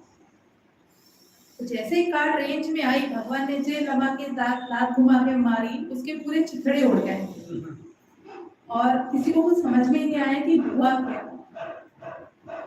फिर सब लोग आपस में अपने बात करने लगे कि ऐसे कैसे हुआ। तो कुछ बच्चों ने बताया अभी कि कृष्णा के पैर लगने की वजह से ये गाड़ी टूट गई है।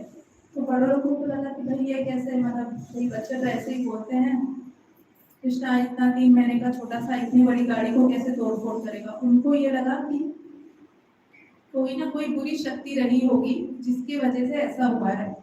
तो फिर से ये हुआ कि कृष्ण भगवान को गोमूत्र से नहलाया, गोबर से नहलाया, फिर से ब्राह्मणों का मंत्र उच्चारण शुरू हुआ, फिर से दान धर्म, वो सारी प्रोसेस शुरू हो गई।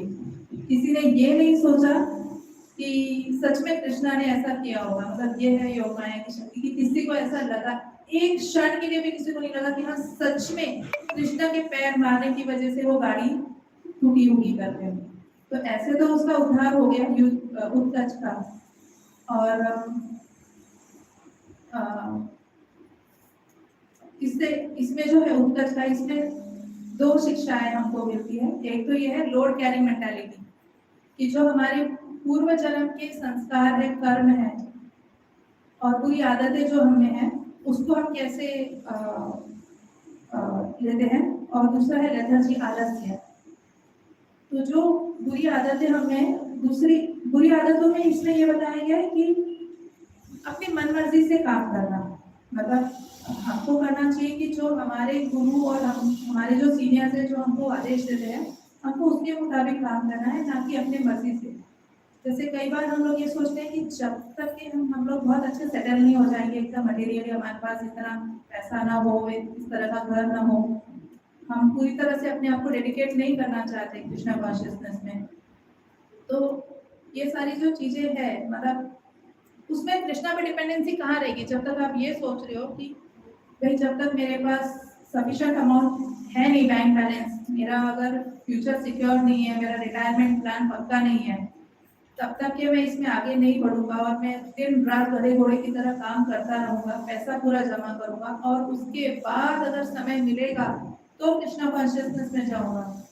तो ये जो मेंटालिटी है पूरा जमा कर लेने की, एक्यूमुलेट करने का और इसमें क्या हो गया कि आप खुद पे डिपेंड कर रहे हैं, इसमें भगवान पे डिपेंडेंसी हुई नहीं ना। तो जब आप भगवान पे डिपेंड ही नहीं कर रहे हो तो भगवान भी क्यों आपकी मदद करेंगे। तो भगवान तो उन्हीं की सहायता करते हैं जो भगवान की शरण में रहते हैं। तो इस संदर्भ में एक और आचार्य के बारे में बताया गया है, अर्जुन आचार्य। कि अर्जुन आचार्य जो है एक बहुत ही सिंपल और आचार्य थे जो ज्यादा मतलब जो दिन में 3 घर में भिक्षा लेने जाते और जो भी उनको मिल जाता उसी से अपना गुजारा करते। तो वो उनकी पत्नी थे और वो 3 घर में भिक्षा मांगते थे, जो मिल गया उसी में अपना गुजारा कर लेते थे और सारा दिन भगवान का भजन करते रहते थे। तो जब वो भगवत गीता पे कमेंट्री लिख रहे थे तो 9th चैप्टर में जब वो पहुंचे उसमें आया था अनन्यास चिंतयन्तो माम ये जना ऊपर। तो उसमें भगवान ने बोला है ना कि जो मेरे भक्तों के पास कमी है वो मैं दूंगा और जो उनके पास है मैं उनको संभाल के रखूंगा। तो उनको ऐसा लगा कि ऐसे कैसे भगवान खुद लाएंगे, मतलब उनको वो जो हम जो वर्ड था कि मैं खुद वो भगवान मतलब ले जाके देता हूँ, तो उस पर उनको डाउट हुआ और उसमें उनको जो डाउट हुआ तो उन्होंने उसको स्क्रैच कर दिया और फिर वो चले गए भिक्षा मांगने के लिए। तो पीछे से जब वो भिक्षा मांगने गए तो उनके पीछे से घर में उनके 2 बालक आए, एक गोरे रंग का था एक सांवले रंग का था और वो काफी सारे मतलब सब्जी फल फ्रूट सब लेकर आए थे राशन पानी। और वो उनकी पत्नी धर्मपत्नी को देने लगे और बोल रहे थे कि आप ये सब सामान ले लो और हमें जल्दी से जाने दो, आपके पति ने हमको बहुत मारा है। तो वो बोली कि कैसे, मेरे मतलब बोल भाई अर्जुन आचार्य तो बहुत ही सिंपल से है और ऐसे क्रोध नहीं करते कभी भी, तो आपको मारा कैसे। तो उसमें से जो सावला वाला बच्चा था उन्होंने बताया कि ये देखो ये छड़ी से उन्होंने मुझे मारा है, छड़ी का निशान उनके पीठ पे था। तो माता बोली कि ठीक है मैं आने के बाद बात करूँगी, आप अभी बैठो। माता ने अच्छे अच्छे उससे व्यंजन बनाए, उन दोनों को घर पे भोजन कराया।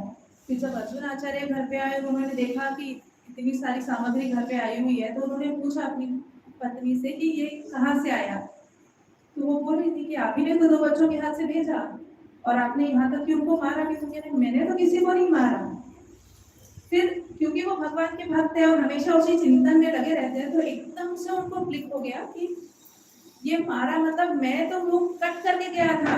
जो भगवान का श्लोक आया, भगवान ने खुद ने मतलब लिखा है ना, भगवान ने खुद ने भगवत गीता बोली है, तो भगवान का ही स्वरूप है, उसमें आप जो भी करोगे मतलब वो भगवान के शरीर में दिखाई दिया। तो उनको एकदम से ध्यान आया कि मैंने ये श्लोक कट किया था, वहां पे लकीर मारी गई थी, वही लकीर जो है भगवान के पीठ पे दिखाई दे रही। तो ये है सरेंडर का लेवल। मतलब इस तरह से जब हम भगवान की शरणागति देंगे तो भगवान भी हमारी रक्षा करेंगे। और जो दूसरा है लेथार्जी, आलस्य। तो कई बार आलस्य इस वजह से भी आ सकता है कि हम सच में थके हुए हैं। एक बार होता है कोई बैक टू बैक प्रोग्राम्स चल रहे हैं, हम लोग सच में थक गए, नींद पूरी नहीं हुई है, सच में थके हैं। और कई बार ये होता है कि हम सिर्फ मेंटली थके हुए हैं, कि हम सिर्फ सोचते हैं कि हम थके हुए हैं। अगर मुझे अभी बोला कि भगवत गीता पढ़ लो तो मैं थकी हुई, मुझे नींद आ रही है। लेकिन वही अगर कोई टीवी चालू हो गया और मैं 2 घंटा वहां जाके स्पेंड कर ले रही हूँ, टीवी पे आराम से बैठ के देख रही हूँ, तो मतलब क्या हुआ, थकान नहीं थी, सिर्फ ये आलस्य था जो जिसकी वजह से हम अपनी भक्ति में आगे नहीं बढ़ रहे थे। तो इसके लिए हमको क्या करना चाहिए, ये आलस्य, और इसके लिए हमको लाइक माइंडेड पीपल के एसोसिएशन में रहना बहुत जरूरी है और ऐसे लोग जो हमको एनकरेज करें और एंगेज करें। लीला प्रभु जी जैसे एनकरेज करो और एंगेज करो। तो अगर एंकरेजमेंट नहीं रहेगा तो भी हम आगे नहीं बढ़ेंगे और एंगेजमेंट नहीं रहेगा तो हम तो फिर कुछ करेंगे ही नहीं। तो एनकरेजमेंट और एंगेजमेंट दोनों ही बहुत इम्पोर्टेंट है लेथार्जी और लोड कैरिंग मेंटालिटी को ओवरकम करने के लिए। हरि बोल।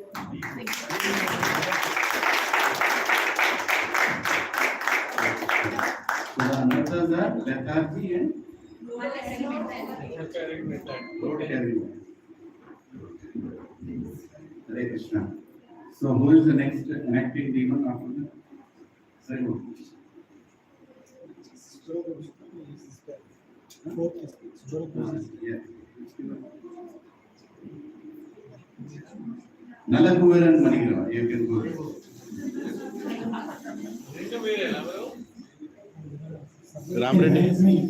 Ram Reddy, do you need any Nalakuera or Manikrava language? This is one person to enact as Narada. Yeah, so Prabhuji can go. You are needed there. You say Narayana. Achha, you are Narad Muni.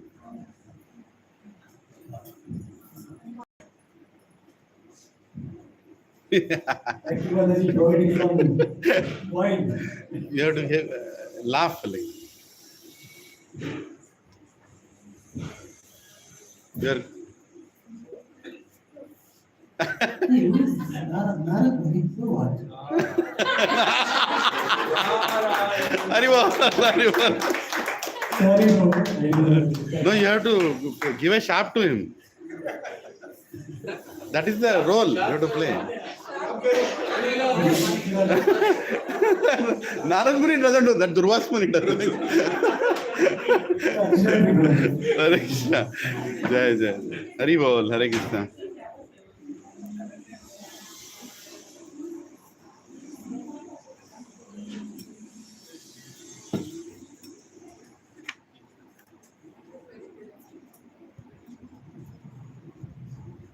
Before we start, Hare Krishna. First, when I saw this message in the group to talk about Krishna Lila, the first thing I remembered is like Anuradha Mataji in the Bhajan Challenge group posted on Vaishnava song. I just want to sing one line. Parama Karuna Pahui Jana Nitai Gauna Chandra. The first thing I remembered is the Paramakarana, the two lords, Chaitanya Prabhu and Nityananda Prabhu, they are all merciful. And in this story, the Paramakarana comes again and again. So the same Paramakarana from Chaitanya Prabhu, Nityananda Prabhu is flowing through all the Vaishnava Acharyas and Jagadguru Srila Prabhupada. And now all these Vaishnavas, Srila Prabhu and everybody. So with that Karuna, the person like me today, I'm speaking in front of all the Vaishnavas about Krishna. With your permission, I just want to recite one sloka from Potana Bhagavatam, Bhammera Potana. Before writing Bhagavatam, he says, Palikedi Bhagavatam Ata, Palikinchu Vibundu Ramabandrundata, Ne Palikina Bhavaharamagunata, Palikeda Verundu Gata, Palukaganela. So he was saying like, if at all we want to speak something, what else we should speak other than Harikatha? So thank you, Prabhu, for giving this opportunity to speak Harikatha. And Prabhu, this is my first time. I'm trying. If I make any mistake, please forgive me. I beg forgiveness from everybody. So the story Nalakuvera and Manikriva, we all know Damodarastakam, Kuvera Atmaja Bhadda Murtaiva Yadva, Vaya Mochita Bhakti Bhaja Brutavcha. How the Nalakuvera and the Manikriva, they became Arjuna trees because of Narada's curse. It was just to say it was a curse, but it was not curse. It was actually boon for them. We know in the story. And Krishna delivered them. When Krishna was, people know like Krishna is very mischievous, just from external side. So Yashoda had tied to him a wooden mortar, and then Krishna saw these Arjuna trees, and then he himself pulled in between those Arjuna trees, and he just uprooted them. That's how they got delivered. So that is the overall story. So this story primarily represents pride. We already heard pride multiple stories today. So here the pride is because of our material, we can say like properties, like we are from very big, rich aristocratic family. Our material wealth, or like we are beautiful. So these are all material things. Because of that, sometimes we get our pride. So the same thing happened with Nalakuvera and Manikriva. They are sons of Kuvera. He is the treasurer of demigods. So obviously they are from aristocratic family. Their father is Kuvera, and they were rich and they were so beautiful. and then they were devotees of Lord Shiva, and they had access to Kailasha. So this is greatest, we can say like wealth. They had access to Kailasha. So with all this, they were so proud. They had so much pride. So with that, like they were always used to enjoy. They were used to enjoy the banks of Mandakini river, which is attached to Kailasha. So they were enjoying. One day they were enjoying, and all of a sudden, like Narada Muni, by chance, it said in the Krishna book, like by chance Narada Muni came by, and these Nalakuvera and Manigriva, they were just enjoying and they were naked, and they didn't even care. Narada Muni was there. So then Narada Muni thought, okay, they are already like, Narada Muni was there and they were not even bothered, like they are like already trees. Because of their material wealth, they were not even care, like what are they and who is there? And they were not even able to see anything. So that's why he cursed them to become Arjuna trees. So that's how Narada Muni cursed them. They have to be Arjuna trees for 100 the demigod years, not just the human years, 100 demigod years. So their 6 months is 1 day for us. So they have to be 100 years like Arjuna trees. So here the Parama Karuna, why the greatest mercy of Narada Muni is, they became Arjuna trees in the courtyard of Nanda Maharaj. That is the Parama Karuna of Narada Muni. Because they are just standing there and watching Krishna do all kind of stuff. And how Krishna playing with Gopas, and how Yashoda Maya feeding Krishna, how Krishna is doing vicious stuff with Yashoda Maya also. They were looking at all these Leelas.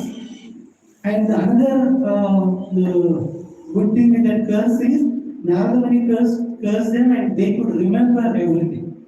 Even though they have been taken their birth as Arjuna trees, they could remember all their past deeds. So that is also another thing. And obviously, like when during the Damodar Kartik month, Krishna was in Damodara farm, he went and with the wooden motor he dragged and pulled those trees. That is another thing. So in this story, we are talking about pride. Because of pride, they became Arjuna trees.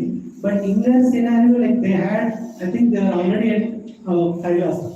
So they had some pious thing. So that's why maybe they had this mercy of Narada Muni, even though they got cursed, they could contact Krishna face to face. That is the mercy they got. But in our life, if we have pride of anything, sometimes we attribute ourselves with our own like properties, our own the lineage. We attribute ourselves. But Prabhupada says in his purpose, if you really think who you are, to whom this body belongs, he mentions this body belongs to everybody. In this case, everybody means your forefathers, your grandfather, your father, your mother. If you are under a master, your body also belongs to your master. And then when you are dying, your body, based on, like we have some people buried the body, some people burn the body. So ultimately it merges into the material nature. So this body, what you are pride of, is not belongs to you. If we know that, and then we can get rid of pride. And we already heard how to crush our pride with humility. Maestro said that. And here the most the important thing what we have to realize is the sadhu sangha. I'll just repeat this shloka from Chaitanya Charitamrita. Sadhu sangha sarva shastrakaya lavamatra sadhu sangha sarva siddhi hoya. This is mentioned in the Chaitanya Charitamrita. Lavamatra, a momentary association of greatest Vaishnavas, sadhus, that can help us a lot. But we have to be careful, we shouldn't make any offenses. That is the one thing. And when in the same story, I was hearing Radhanath Maharaj Swami's lecture, His Holiness. So there he was mentioning another point, interesting point. Chaitanya Mahaprabhu advented into this world to do Mahopaka. So these days, everybody is like, we know, right, social welfare. But whatever amount of social welfare we do, those are not really going to help anybody. The real social welfare is when you help somebody to to elevate from their bodily conception of life. If we can elevate them from material conception of, that is the real welfare. So Chaitanya Mahaprabhu did that by giving Sankirtan, Hare Krishna, Krishna Krishna, Hare Hare, Hare Ram, Ram Ram, Hare Hare. So Chaitanya Mahaprabhu did that, and all other great Vaishnava acharyas also doing that.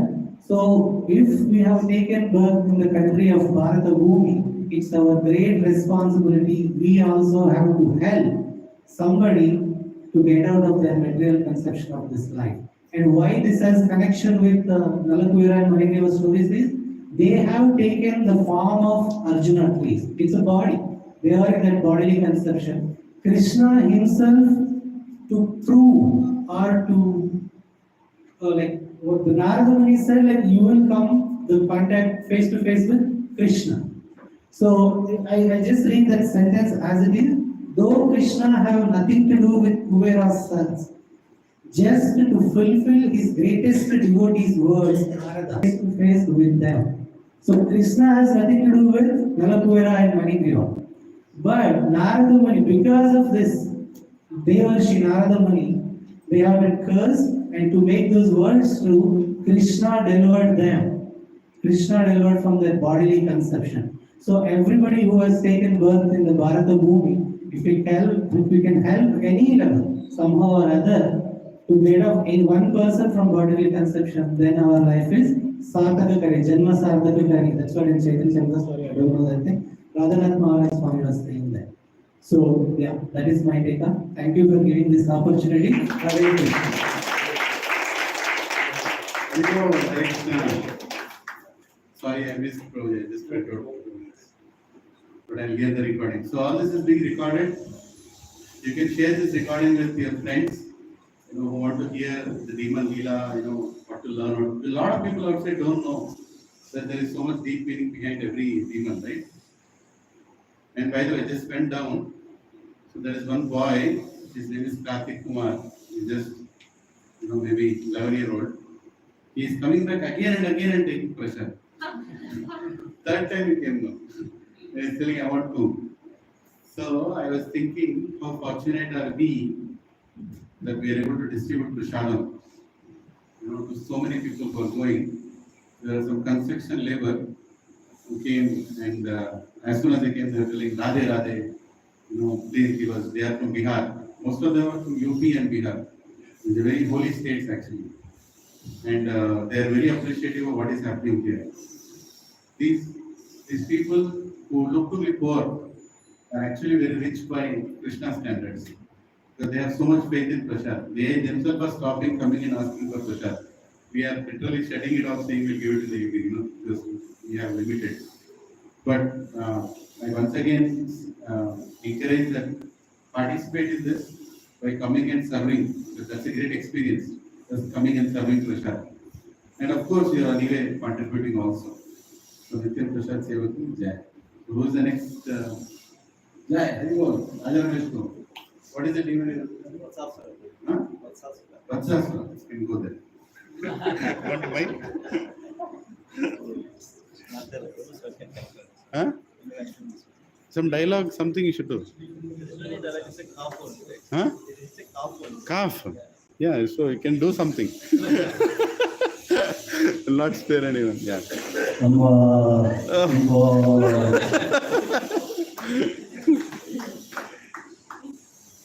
Hare Krishna Prabhuji, Mataji, thank you for giving this opportunity and this auspicious day of Janmastami. So before going to the actual story or the pastimes of Krishna, just I want to share my inner thoughts, how I'm feeling now. So actually, I heard so many times about the heart switch, but now really I'm experiencing this heat and this heart, how it is now. And then maybe like our senior teachers like Ringan Prabhu or some other teachers, for them this 15 minutes may be kind of a fraction of seconds, but for me it's like a one complete whole day of Brahma. Yeah, thank you so much. Thank you so much. So So Prabhuji, so I'm just let's just go into the actual story. So this is regarding the story of Vasasura, the pastime of Vasasura, like how Krishna killed Vasasura.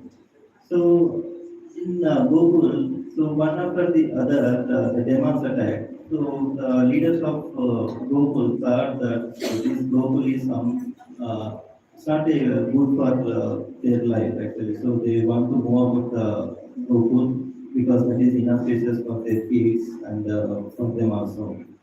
So finally they identified the place called the Vrindavan. So because of the river Yamuna and there are almost 12 forests in the Vrindavan. So they thought that that's a good place for them to live.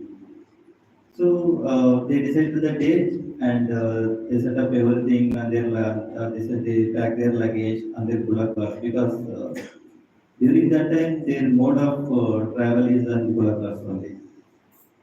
So they started one after the other. So initially the cows are going in front of them, and then the bullock cart, and then the brahmana, then the bullock cart. So instead the bullock cart, the women and the kids are sitting, and around the bullock carts, the government are going towards the Vrindavan.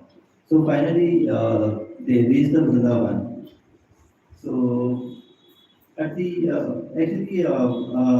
Krishna, while he was in Gokul, he sold much of his Vachalya Bhav because he spent most of his time with his mother Yashoda Mai and Nanda Maharaj and Balram as well as the Rohini Mata.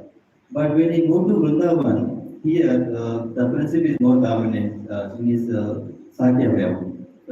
He made friendship with other boys and he started playing with them and as well as with the cows as well.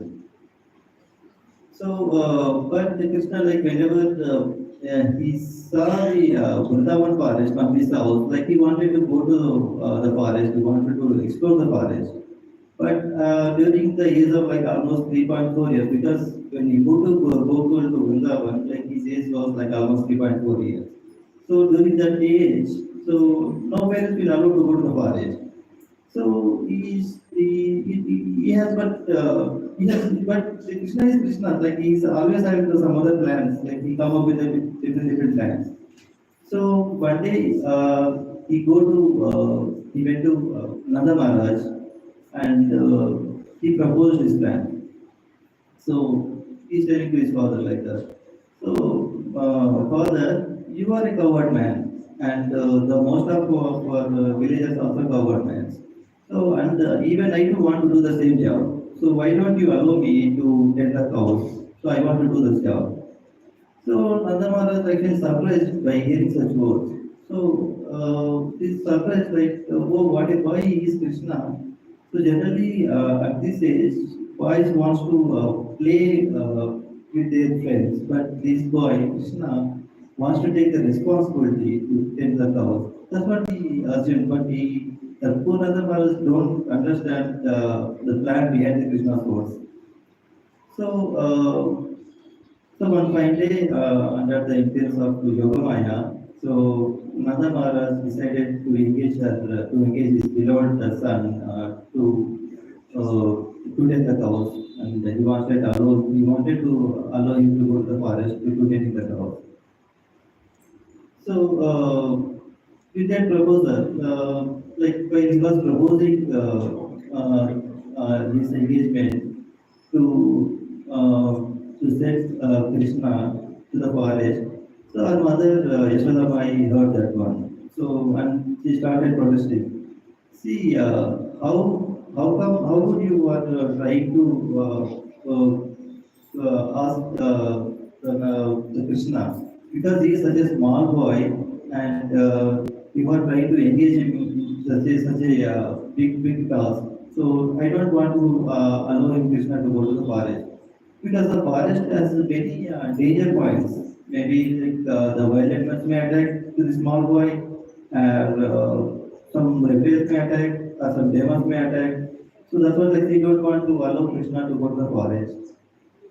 So, but Krishna suddenly shocked by hearing such words from Yashoda Mai, because his reason was to go to forest. So by hearing such words, So Krishna started speaking with his mother. Mother, don't interfere into my cherished desire to go to a forest tending the cows. So I want to go and I don't want to listen your words. So like that, like he started shouting on his mother. But with his childish nature again, to please her mother Yashoda, the Krishna started speaking in a request manner that, mother, please accept this proposal because I want to go out and me and my friends want to experience that fun in tending the cows and want to go all of us to the forest, something like that. So finally, by hearing such words, actually, Yashoda Maya finally gave up her and gave up her attempt actually to stop Krishna to go to the forest. So likewise, like everywhere, the Nanda Maharaj also decided a auspicious day for Krishna to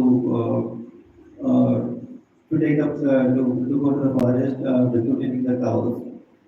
So all the cowherd boys as well as the Balram also gathered in a Goshala on one auspicious day. That day, the moment like Krishna was actually looking for.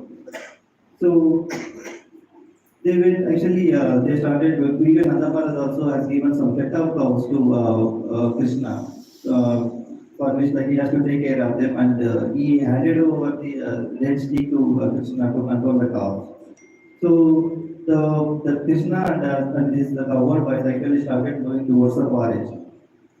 So and he observed Krishna observed like their parents Nanda Maharaj and Yashoda Maya actually they are following behind the Krishna.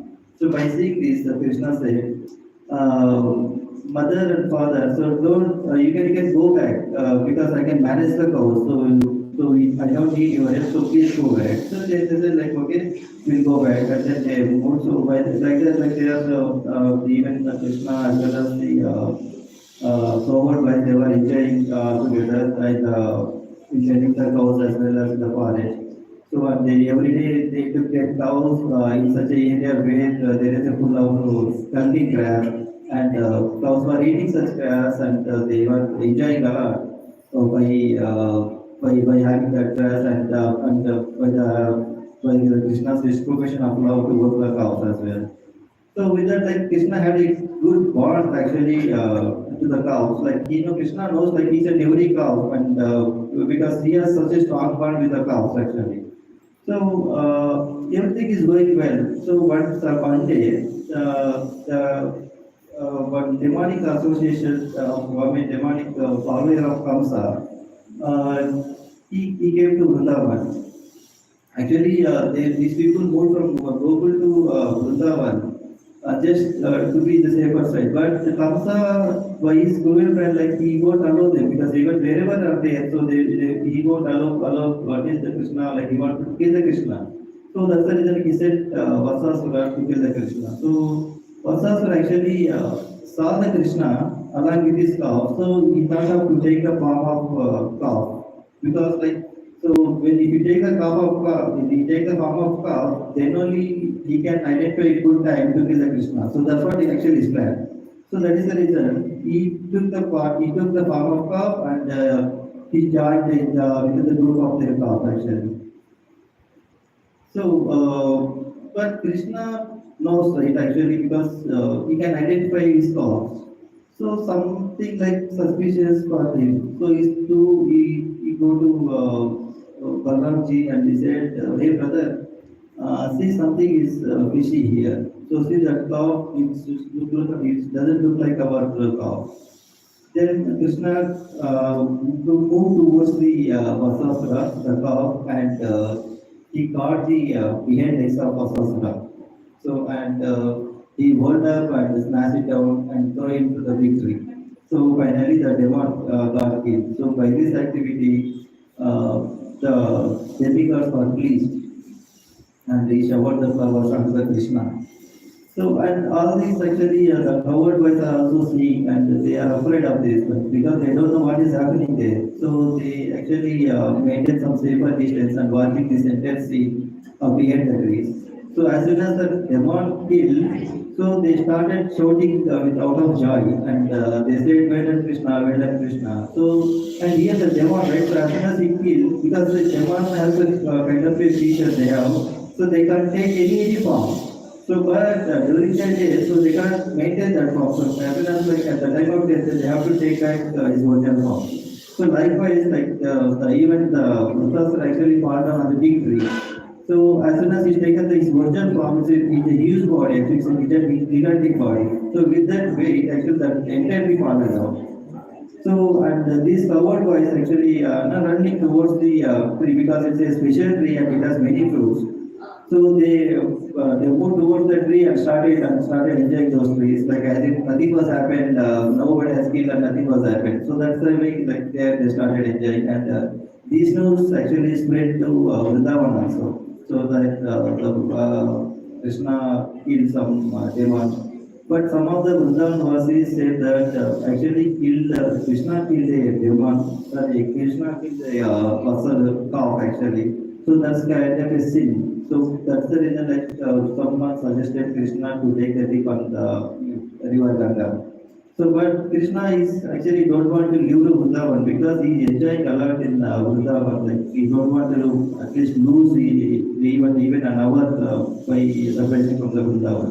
So that is the reason he has created a Ganga river and he took the that's not Ganga river, so he took the Manasa Ganga. So he created the Ganga, there is his name is Manasa Ganga, and he took the bath there.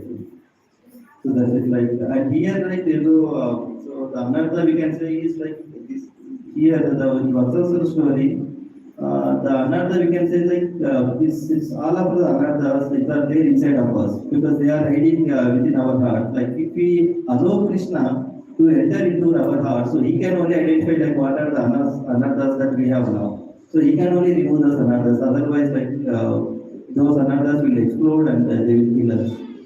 Hare Krishna. Thank you for giving this support.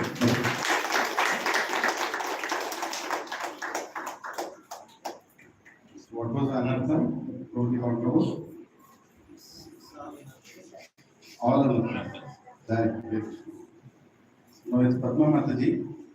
I'm sure she has come prepared. Yeah, so what is the demon you are representing?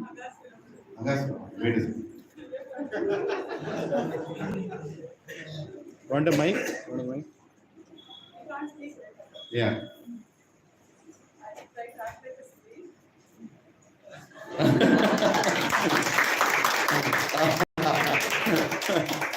Hare Krishna.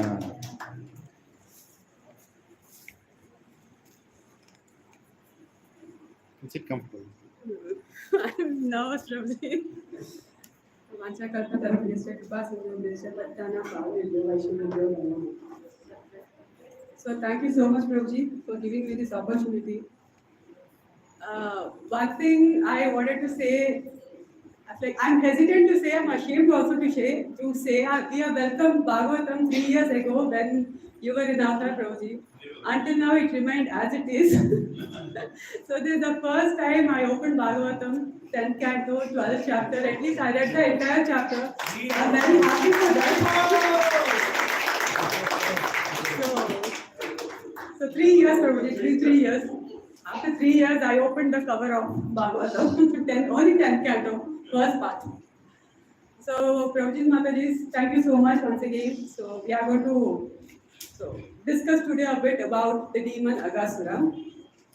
So first we'll discuss a little bit about the story and then we'll discuss about the Ananda as everyone is saying. So Krishna, when he was 5 years old, so we all know Krishna is very playful. He always wants to enjoy with his friends, with calves, cows, everyone. So Krishna was 5 years old. So one day he wanted to go out for a picnic along with gopas and calves. So everyone were ready. It was early in the morning. Everyone were ready. So they all have decorated very beautifully, all the mothers, including Yashoda Maya. So they have with pearls, peacock feather, everything. They have decorated themselves very beautifully. They have carried the lunch boxes and they have carried some fun instruments like flutes, bubbles, and some sticks to control the calves. There were like hundreds and thousands of cowherd boys and gopas. Everyone were going together. So finally they have reached the place where they wanted to go in the forest. So after reaching there, so everyone were involved in their own activities. So some Gopas were teasing each other, taking away the lunch boxes, throwing the lunch box to the other person. When one Gopa is running, they are throwing this to the other Gopa, so they were having fun in that way. And some of them were involved. For example, Krishna sometimes used to go to some distant places to explore the forest. So they used to play like that. It's a running race for them. Stand, and whoever touches Krishna first, so they are the winner. So some Gopas were engaged in that activity, and other Gopas, they were different activities. Some were imitating the bumblebees, saying buzz, and some were imitating the cuckoo birds, like saying coo, coo, and some were teasing monkeys, climbing the trees, jumping from one tree to the other tree. Some were nicely dancing like peacocks. Some Gopas were like sitting next to the frogs, and whenever they used to look at the frog, and frog used to look at them, and they used to jump into the river when the frog jumps, and they also used to jump into the river. So they were having so much fun. So here Acharyas they have described. So these Gopas, they have accumulated the results of so much pious activities that they are the association of Krishna in this way. They are enjoying Krishna like as if their friend, neighbor next to it. It's a wonderful description what Acharyas has given. So when they are so much involved in this transcendental pleasure, suddenly comes Aghasura. So Aghasura is none other than he's the younger brother of Putana and Bakasura. He was very, very angry on Krishna that he has killed his siblings. So he wants to kill Krishna and give the pleasure to his siblings. So when all Krishna and all Gopas are involved in this transcendental activity, he couldn't take it. He was very envious, he was very jealous, and he wanted to kill not only Krishna but also all the Gopas. Why he wanted to kill all the Gopas? Poor people, they didn't do anything to them, right? So Krishna is the one who killed their siblings. So why he has to kill all the Gopas? Can anyone guess it? He is envious, but why on Gopas? Well, Krishna is the one who has killed, right? Why he has to kill everyone? Krishna will be very sad. Krishna. Tit for tat. So he wanted to kill not only Krishna, he wanted to destruct or destroy the entire Brajabhumi. So if Krishna is killed, he is the heart and soul, life for entire Brajabhumi. So definitely when Krishna is killed, Yashoda and Nanda Maharaj can't take the pain, they will also die in some time. Similarly, when Gopas are killed, their parents also can't take it. If calves are killed, that pain even cows can't take it. So in this way, he wants to kill everyone, Krishna, Gopas, calves, so that their parents will be under pain, will be under grief, and they will also ultimately die in some period of time. So that's the reason he wants to kill everyone. So here we have to describe Aghasura's physical appearance. So Aghasura, Agha means sin. Asura means demon. So he is a sinful demon. So he has taken, there's a story also why he has taken the form of this gigantic serpent. So Aghasura, he was 8 miles length. In length he was 8 miles, and in the height he was huge as a mountain. So he was lying on the roads, on the forest, on the road, just kept his mouth open. So he has extended his mouth in such a way, it has touched from the earth, from the surface of the earth to the heavenly planets. That's why it was opened. And when he opened his mouth, it was like a deep cave in the mountain, and all his teeth were like the peaks of the mountain. So it was completely pitch dark inside. So the Gopas thought it's something new place in Vrindavan. So the new spot, picnic spot for them in Vrindavan. So they wanted to go and explore inside. But some Gopas were doubtful. So this might be some demon because they have never seen such a place ever in Vrindavan. So some Gopas were very doubtful, but obviously they are very confident of Krishna. Because Krishna saved all of them from Bakasura, they were very confident. It's okay, nothing happens. Let's go inside. If something happens, he'll take care. So they were very confident. So, but Krishna already he could sense the danger. He said he wanted to forbid all from going Gopas and calves into the mouth of Aghasura, but it was too late by then. So they have already entered. So Krishna is obviously Ananta Vida Sarvagnya. He knows everything. So everything is known to him. So he already had a plan, how to kill Aghasura and simultaneously save all his friends and cows. So Krishna decided to enter the mouth of Aghasura. But all the demigods were very much worried because demigods are also very much waiting to kill Aghasura. But though they are very confident that Krishna can kill him, but somehow they had that little bit disturbance whether he can really. They were like little bit worried that until he comes out, they are like curiously looking from the heavenly planets. So once he entered, then Aghasura thought, yeah, this is the time. Because Aghasura was sent by Kamsa. Kamsa was celebrating. After Krishna entered Aghasura, Kamsa was celebrating. At least already he had achieved something, but nothing has been achieved. So after Krishna entered, so he has expanded himself in such a way, exactly at the throat of Aghasura, he has expanded, and because of Krishna's expansion, obviously Aghasura will also get expanded. With that expansion, he has choked his neck. He couldn't breathe. He got suffocated, and his eyes also popped out, and he immediately died. But Krishna, obviously Krishna will be. When he looked back, some of the gopas and cows were unconscious. Some of them already they left their lives. So Krishna, obviously, he Mare Krishna Rake Krishna Mare Koi. So Krishna, just with this nectarian glance, just one glance at them, they all have come back to life, and all of them came outside unhurt. So when Aghasura left his body, and flaming effulgence came out of his body, it's nothing but his soul. So his soul came out, it has illuminated the entire sky, and waiting for Krishna to come out of the dead corpse. So after Krishna came out, Aghasura's soul, it entered the Krishna's body. So generally for a sinful miscreant who are always engaged in material activities, it is not possible for them to get liberation. But here in this case, Aghasura, he got Sarupya Mukti. Sarupya Mukti is nothing but who get the bodily features, see him as Lord. Why God is so merciful on Aghasura? He is not given the Sarupya Mukti to everyone, but why he has given this Mukti for such a sinful demon? The reason behind this, though Aghasura does not want to give, he has not come to give joy or pleasure to all gopas, but directly or indirectly he has given the pleasure because gopas felt that this is some new place in Vrindavan. So directly or indirectly he has given pleasure to gopas, his friends were happy, so that is the reason Krishna was also happy, he wanted to give that mukti to Aghasura. And also Krishna himself, he entered the body of Aghasura. Normally, just by his touch, he got this Sarupya.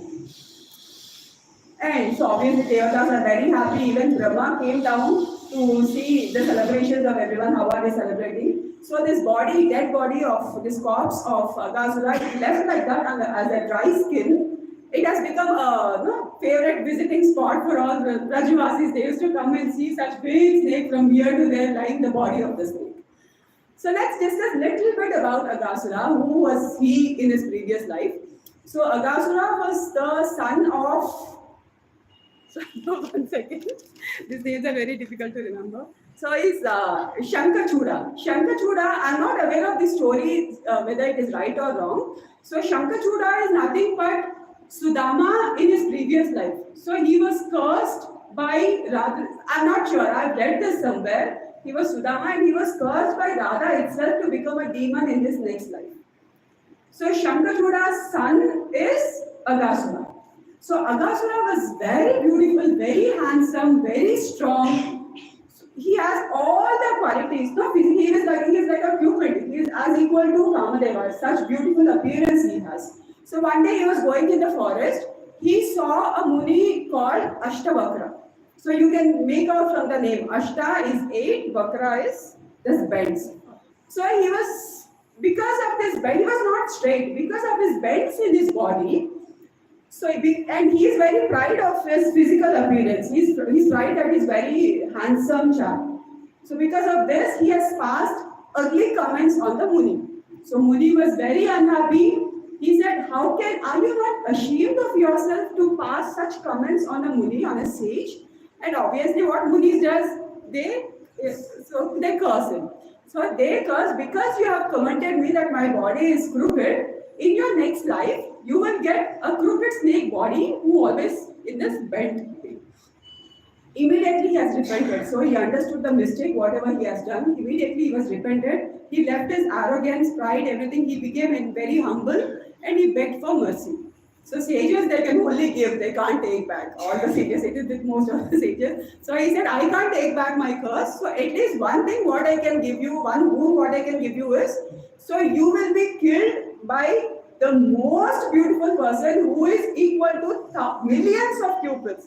So in Brahma Samhita also, Krishna's beauty is described as Kandalpa Koti Kamaniya Vishesha Shobham Govinda Maripurusham Tamaham Bhajami.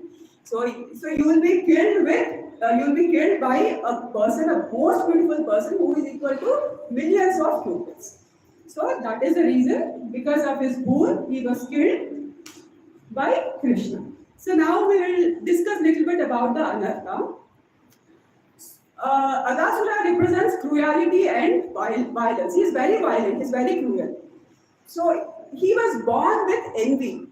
He was jealous. He came only because he couldn't take the transcendental pleasure what Gopas and Krishna cards are enjoying. So envy is nothing but it's a self-enemy. So it kills you. First of all, if you are envy, that means you lose your mind of peace of mind. So always you want to hurt the other people. So you want to cause some harm to them. So everything, your mind is filled with all negative thoughts, and you will always have the tendency of destruction. So here, what we have to describe is, if you are envy to others, that means you are envy to Krishna himself. Why? That happiness, that pleasure was given by Krishna. So Krishna gives in 4th chapter, 11th shloka, there Krishna says, Ye adha mam prapadyate tamsa tatra bhajamyaham. So he will give everything to everyone according to their degree of surrender. So Krishna has given that pleasure to them, and when you are not happy, that means you are not happy with the decision of the Krishna. So that is the reason here we need to be so humble, and we need to beg Krishna for the mercy. When we love Krishna, so obviously we will love everyone. So Vaishnavas are paradukha dukhi. If someone are unhappy, definitely Vaishnavas will not be happy. So you have to develop a nature that you have to love the others automatically, everything, because all of us are Krishna's children. If we love Krishna, we will love everyone, and there will be no envy.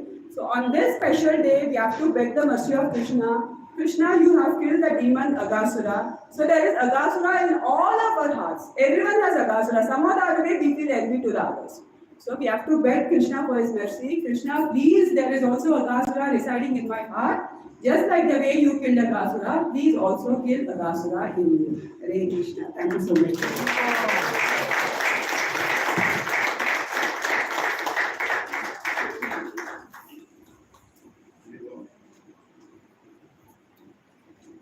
Hare Krishna. So what is Anartha? Let me talk about envy. Right. Hare Krishna. So we might have to cook a lot of more prasad, because prasad is just going. A lot of people are coming and they are taking books also and prasad also. If there is any service, I will let some of you know for some vegetable cutting or anything. I'll let you know, not right now. Looks like we are okay. So who is the next? Hare Krishna. Jai, Kiran Prabhu, Hari Prabhu. So which are they representing who?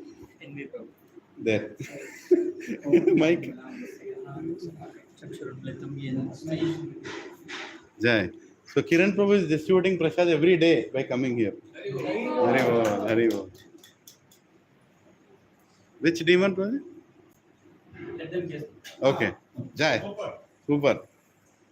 ये क्या decoration किया है सब लोगों ने? क्या चल रहा है यहाँ पे? अच्छा, गोपाल का बर्थडे है। मैं तो राजकुमार हूँ। मुझे किसने इतना ग्रैंड में सेलिब्रेट नहीं किया? और मेरा नाम भी पाल है। मेरा नाम में भी पाल है। किसी ने भी मुझे रेस्पेक्ट नहीं दिया। इतना दे रहे हैं। शिशुपाल। हरि बोल। शिशुपाल। हरे कृष्णा। हरि बोल। I'll stand. No, sit down. Relax.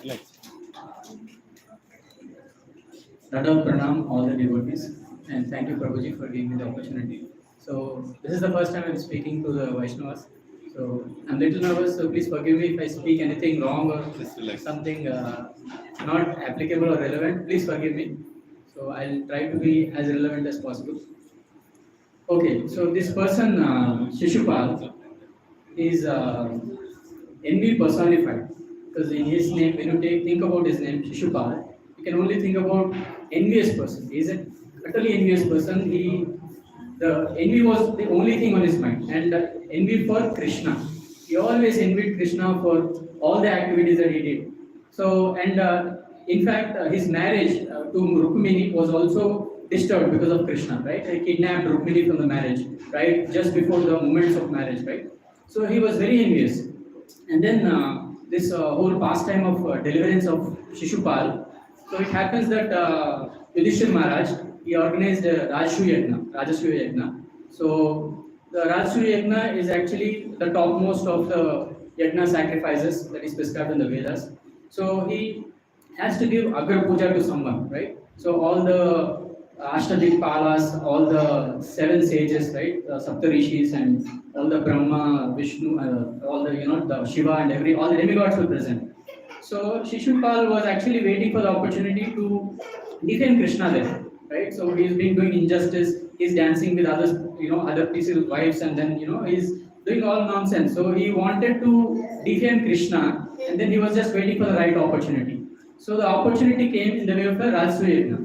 Now, finally, Yudhishthir Maharaj decided that he is going to give the Agra Puja to the Krishna, Lord Krishna. So now Shishupal stood up and said, how can you give Agra Puja to somebody who is so controversial, who did nothing glorified, right? So how can you glorify somebody who doesn't deserve this actually respect? So now the other side, that the Kurus and the Bhishma was there and the other people were there, they were supporting Yudhishthir Maharaj's proposal of glorifying Krishna, and there were some other people like Duryodhana, and then there were other people who were actually with Shishupal. So Krishna actually saw that there's going to be a fight here. There's going to be a fight and there's going to be bloodshed. So Rajasuya Yajna is a very auspicious occasion and there should not be any bloodshed. So Krishna, actually Shishupal insulted Krishna so many times. He could have killed Krishna if he would have taken that right, that he's insulting me, but he did not do that. He tolerated all that insult. But now, since the occasion came and these guys are going to fight, so Krishna took up the disc, the Sudarshan Chakra, and he killed Shishupal on that moment. And then he granted the Sayuja Mukti, right? So being one association with the Lord, right? So this again goes back to the point where Lila Prabhu was saying, it's again illogical. How can somebody who was hating Krishna all the time could get Sayuja Mukti or liberation, which most yogis, or Mahamunis actually crave for it? So the simple answer is, again, Harinam. So though he was actually envious, the only thing which was there in his mind was Krishna. Krishna, Krishna, Krishna. All the time it was thinking about Krishna. So Krishna only saw that, okay, he is remembering me, irrespective of the reason. It could be a wrong reason or it could be anything else, but Krishna saw only the name. He is always thinking about me. So that's why Krishna personally chose to deliver Shishupal, right?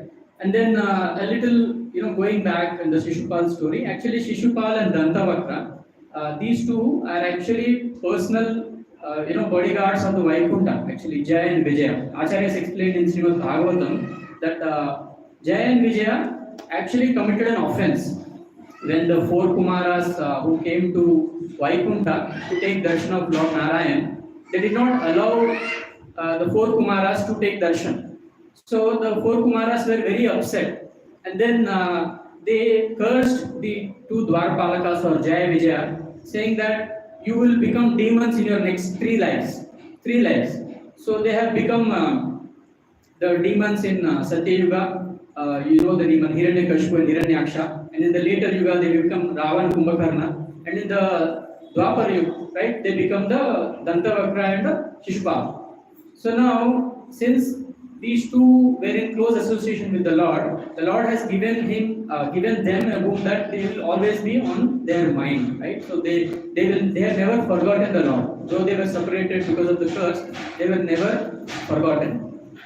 So I would say 2 takeaways from this particular pastime. One takeaway is what we shouldn't do, and the other one is what we should do. So what we shouldn't do is Vaishnava Aparadha.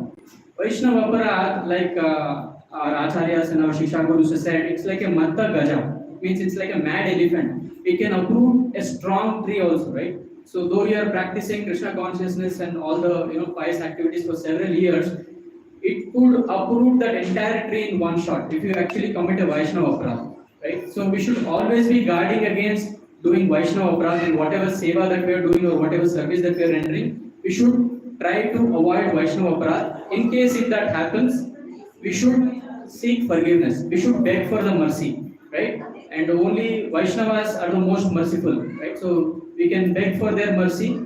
And the other aspect that I wanted to highlight from this pastime is always think of Krishna and never forget Krishna. So you can see a person like Shishupal got delivered just by thinking of Krishna, but in a negative way. His mind was filled with envy and then anger and all that. But he got delivered just by thinking of Krishna all the time. Now think about devotees who are actually chanting and serving, and doing all the good things. So think about devotees who are doing these activities. So one thing is we should always remember Krishna, never forget Krishna in whatever endeavors that we're doing in. Keep Krishna center in our lives, and then we should guard ourselves against doing any Vaishnava aparadha. That's a very important thing that we need to remember. I think I'll conclude with this. Hare Krishna.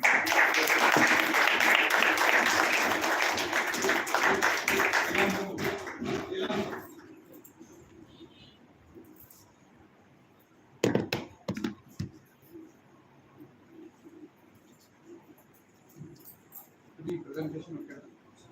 Can I present? Just I'll show you.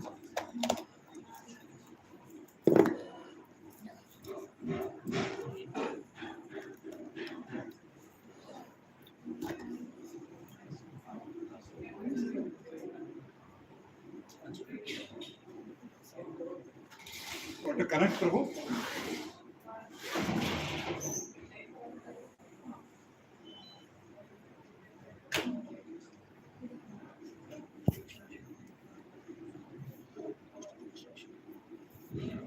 Presentation. Yes, go ahead. Over that one? I could have just finished. Oh, Krishna, sorry for that. Very well. Sorry for that. Somebody came. Yeah, what is your demand? Dhenukasura. Go there. Prabhuji, I will Dhenukasura. I'll audio. Oh, whatever. Yeah, I'll do here only. Here only you'll do audio. Okay.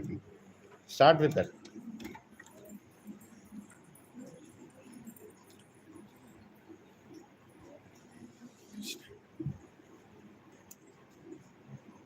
So Prabhuji is doing Dhenukasura. Dhenukasura means as demon. Right? Yes, please. Okay. Hare Krishna. Hari Bol. So it's a long story, so I thought I'll do some audio visual experience to all of you. Audio visual experience. Audio visual experience. Prabhuji, use the mic. Hare Krishna, and welcome to all of the assembled devotees here. My session is about the Dhenukasura. Actually, it represents myself, right? The ass, the donkey, right? And in the childhood, right, whenever we are kids, my grandfather used to tease us. In our city, whenever donkeys used to go by, he used to call us from inside, hey, your friends are going, go see. So, and then we used to go see, really their friends, they're friends. And as you know, donkeys make a different kind of sound. I want to make this sound to wake you up all.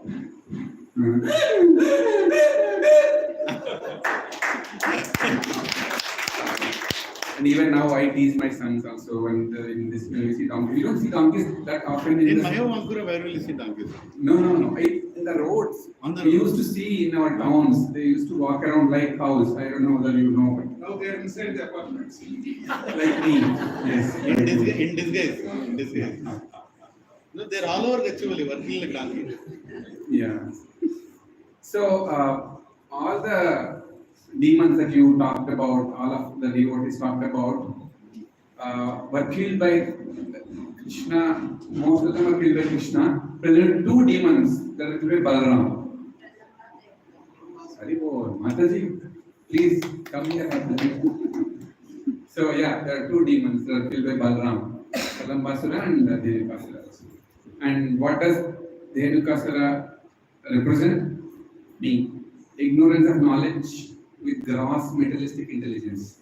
The garmo, I'm this position, I'm that position, I'm this guy, I'm that guy, like me, right? That's what Dhenukasura represents. We'll see how. So similarly, we'll tell the story first. I also want to show you the video so you can see the little Krishna video for 5 minutes. Probably you can. Yes.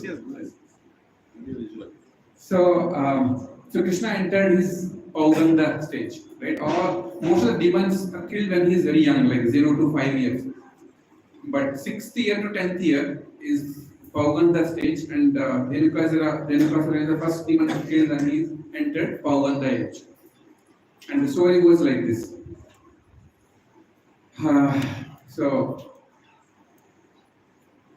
Sorry.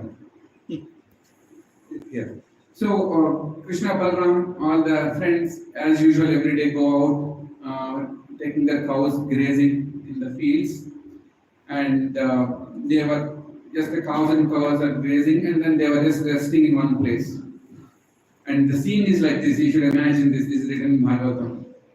Balram is tired. He's laying his lap on one Gopa's lap, his head on Gopa's lap, and he put his legs in Krishna's lap. And Krishna is massaging Balram's legs. Krishna has put his head in another Gopa's head, and his legs on some other Gopa's lap, and some other Gopa is massaging Krishna's legs. And there are these friends, Sri Rama, Stoker Krishna, those are two names I remember. They are all talking. And these two friends mentioned to Balram and Krishna that, hey Krishna, hey Balram, there is this one nearby called Talwan. You know Talwan, right? Tal fruit. Has anybody tasted Tal fruit? Yeah, Tadi Chettu. Tadi Pandu Tinar Munjal is the young fruit. When you leave the fruit on the top of the tree, Prabhuji knows, it becomes ripe. And open cheste mavad pandla untadi, orange ga. And it smells great. Danto taati atlu estar. Atlu. Make dosa. Yeah, personal. And they also make tandra, mamidi tandra, mango jelly. They make taati tandra. We used to buy that for 5 paise. Taati bellam chestar. Yes, that is healthy though, but these are all, But anyway, it smells great. And the friends said, tell Krishna and Balram, there is this tall one very nearby. And if you remember, 3-4 years back, we visited Vrindavan and we visited Talwan. Anybody was there? Yeah. Yes, I remember. Narahari Prabhu took us. Yes. We went to the exact place, the Talwan, we saw the Tal fruit, the Tal tree is there. And these people are complaining that this is Talwan. Indeed, there are so many trees, and there were so many fruits, but nobody is dared to take the fruits because this is demon called Dhenukasura, who is protecting it. And whoever goes there, he eats them alive. Gaya comes in. And they wanted to eat the fruits. And Krishna and Balram get up and say, why not? Let's go. That's what they do. Gopas always push Krishna and Balram for whatever they want. And they say, okay, let's go. They go there, Dhenukasura is not there, he's sleeping somewhere. And what does Balram do? Just with one hand, he shakes one tree, goes to other tree, shakes other tree, third, fourth, and a lot of fruits fall down. All the Gopas run to the trees, pick up the fruits and start eating nicely.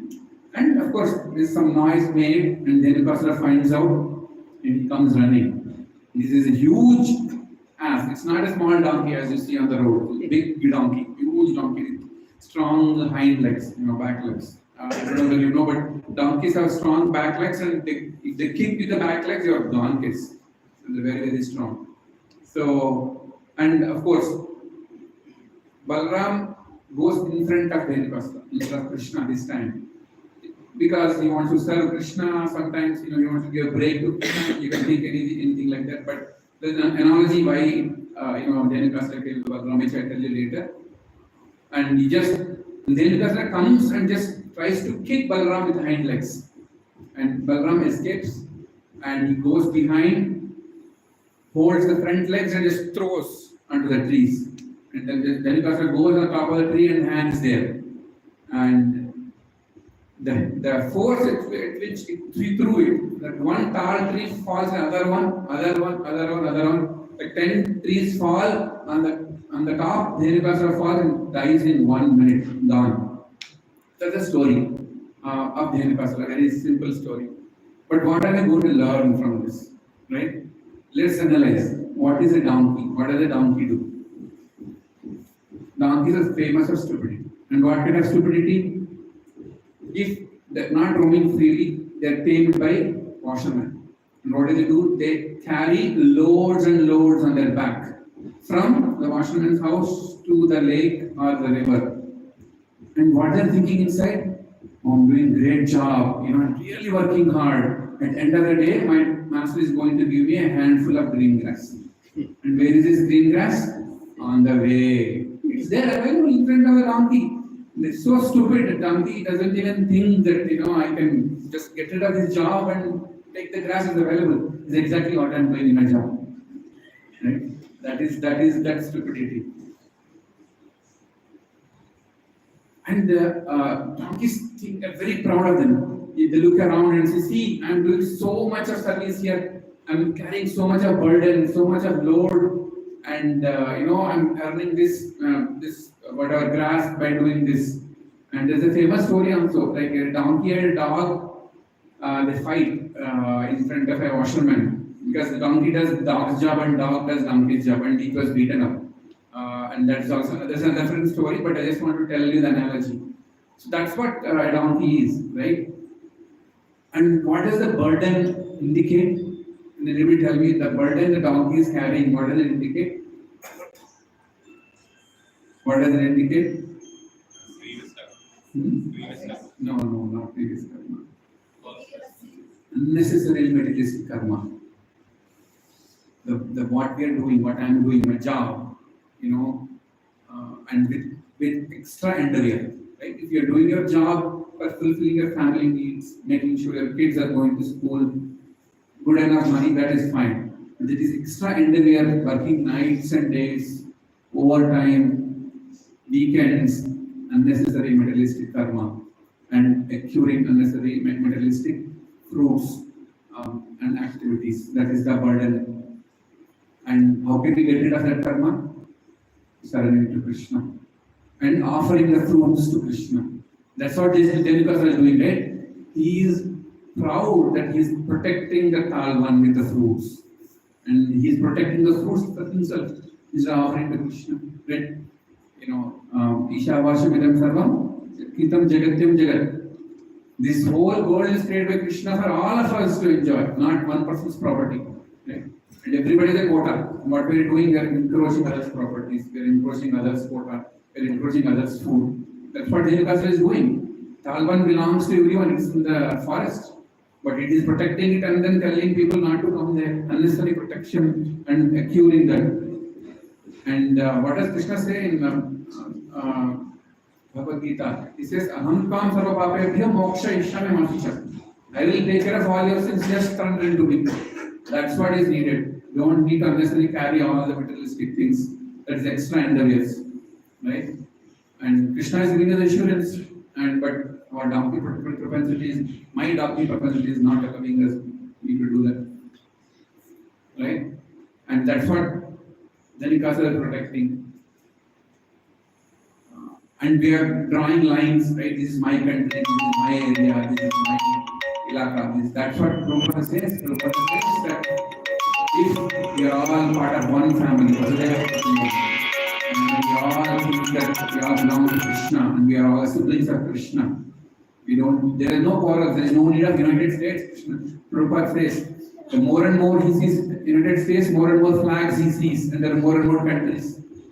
The simple fact is, we all are together, we are all part of the same family. Instead of that, we are adding more and more nations, more and more states, more and more districts. My property, my thing, all this stuff.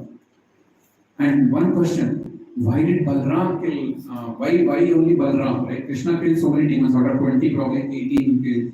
Why Balram? Especially in this case, Balram represents Guru Tattva, Mahat Guru. He is the supreme Guru, and the only person who can kill our materialistic tendencies is Guru. Only when we surrender to a Guru, we will be, we'll be able to get rid of the materialistic karmic reaction tendencies.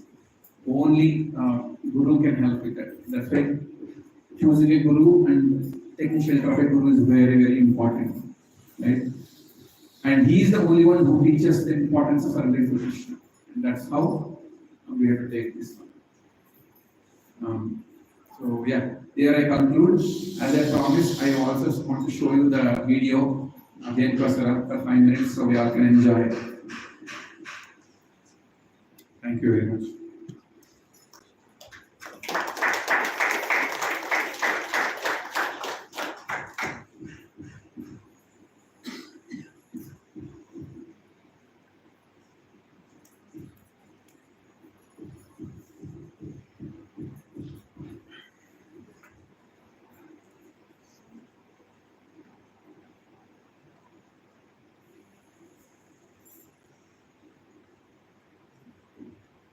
So beautiful. Other side. One second.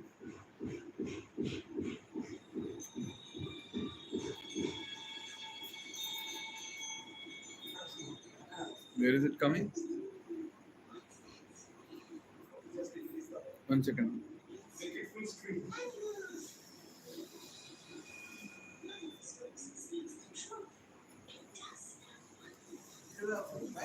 ఇక్కడ వస్తుందా? ఓ అక్కడ వస్తుందా?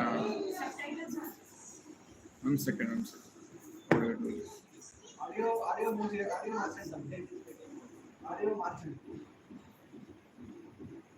One second.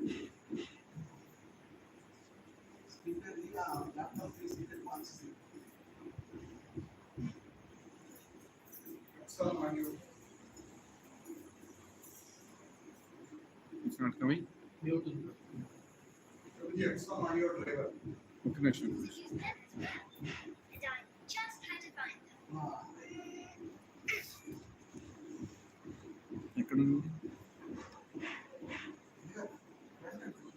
Front end. 1 second.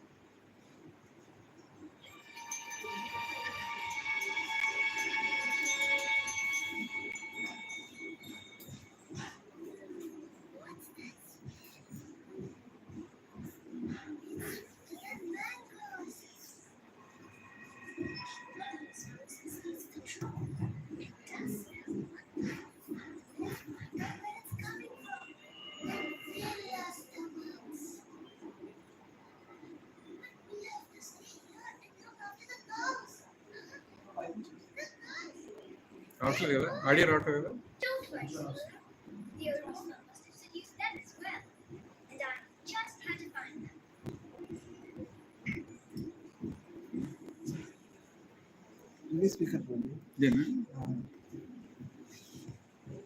You get it stop. Okay, I don't want to waste time, but you can watch it on your own.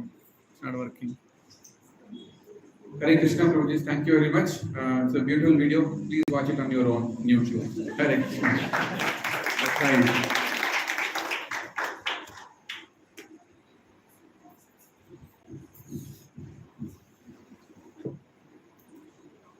Who's next?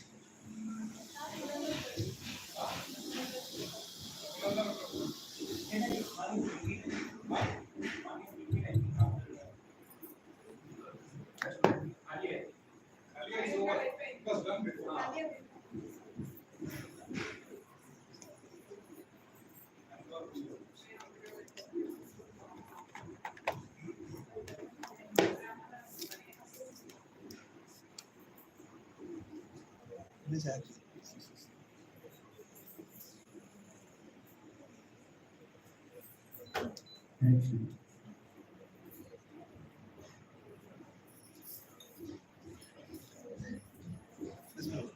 it feels so hot. Why is it happening? We feel like we are getting burned. Oh Krishna, please help. Oh Balaram, please help. I don't know where is demon in this one, but we'll see. Krishna Prabhuji's Mataji's, please accept my humble obeisance. So actually this story came by an accident. Actually when I signed up very late, I thought we can use any story, any demon, but I saw 11 slot was empty. Then I put my name and put Vatsasura there. Then Raja Ramesh Prabhu told me, Prabhu, you cannot choose any story. Whatever is Lila Prabhu, you have ordered, that only you have to choose. So I don't know why many people have left that 11 slot, but they filled other slots. So when I referred Krishna book, then I saw the story is very small and probably there is not much explanation. So what happened? The story briefly written in Krishna book is like after Krishna kills Kaliya, all the cowherd boys, cowherd girls, and Mother Yashoda and Nanda Maharaj and all the calves and cows, they all become very tired and they sleep at the river bank itself all night. While they're sleeping, so they see this huge forest fire coming up. So they see that like it's everybody becomes like a warm and they feel like they are getting burned up. Like the heat comes closer and closer. So these cowherd boys and girls, they say like, Krishna, please help. We don't know, like we may get burned, so please help, please help. They call out Krishna and Balaram. So Krishna, being compassionate upon them, he says, I will help you. So he will swallow all the forest fire. So there is two forest fires happen. I think after like one or two stories, there is another forest fire also. I think in that story where Krishna says to close their eyes. I don't know in this also. Whether Krishna asked them to close their eyes. How can Krishna swallow whole fire? Acharyas gives and the definition of Bhagavan is all powerful, right? So Bhagavan can do anything. So he swallows up all fire. The Gopas, they become again conscious and they say like, all this forest fire is gone and they feel happy. So that is a brief story. And anarthas which mentioned here is the hatred and the arguments between Vaishnavas and different religions. So we see that happening even nowadays, like people unnecessarily fight about the religion and their deities. Like we saw in like during Mughal period, and also now like these religions, people say like they go to temple and destroy, and they say like we have destroyed their god. Hindus also probably go and tell like attack mosque and say like they have destroyed their religion. So it feels very like very childish to see like how people when they say like a religion, they feel like there's different god. How can there be different god? If God should be one, right? It cannot be like a Hindu god and there is a Muslim god. So maybe at different times and places, God has come and preached the message according to the time, place, and circumstance. But ultimately, a person who is knowledgeable should understand that God is one. So that is one another, that we should not simply fight on the names of religion and your deities and my deities. So this is very childish and stupid if we fight on those lines. And it can also mean conflicts among people. So as Prabhuji said, it's Vasudhaiva Kutumam. And we identify we are all children of God, then like we feel everybody as like our brother and sister. Then we will not fight. So this simple thing, like if we keep in mind, then like there will not be any conflicts and any fights unnecessary. So this is a simple message in this story. Very strange.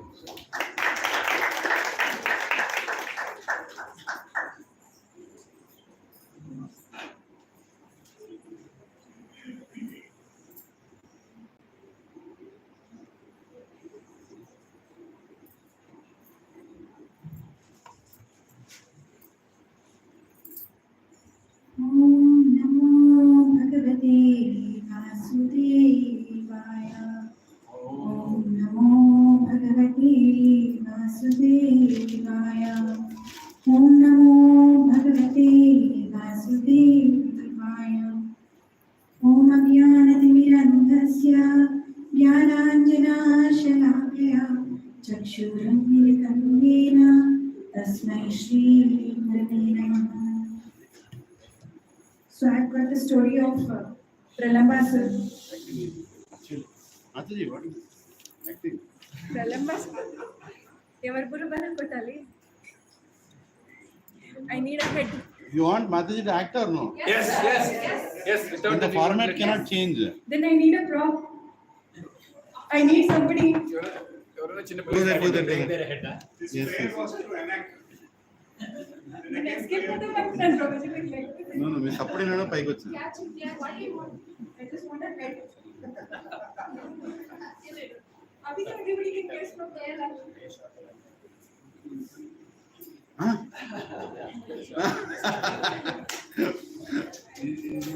Very well. Maza rale. I'm not a good actor, Prabhuji. We all are great actors. That is why we are in the material world. So we all know about Krishna and Krishna, Balram and all the Gopas are very famous for something. Vrindavana Ramyasthana Divyachintamani Rama Ratana Mandira Manora. So why is Vrindavana Ramyasthana?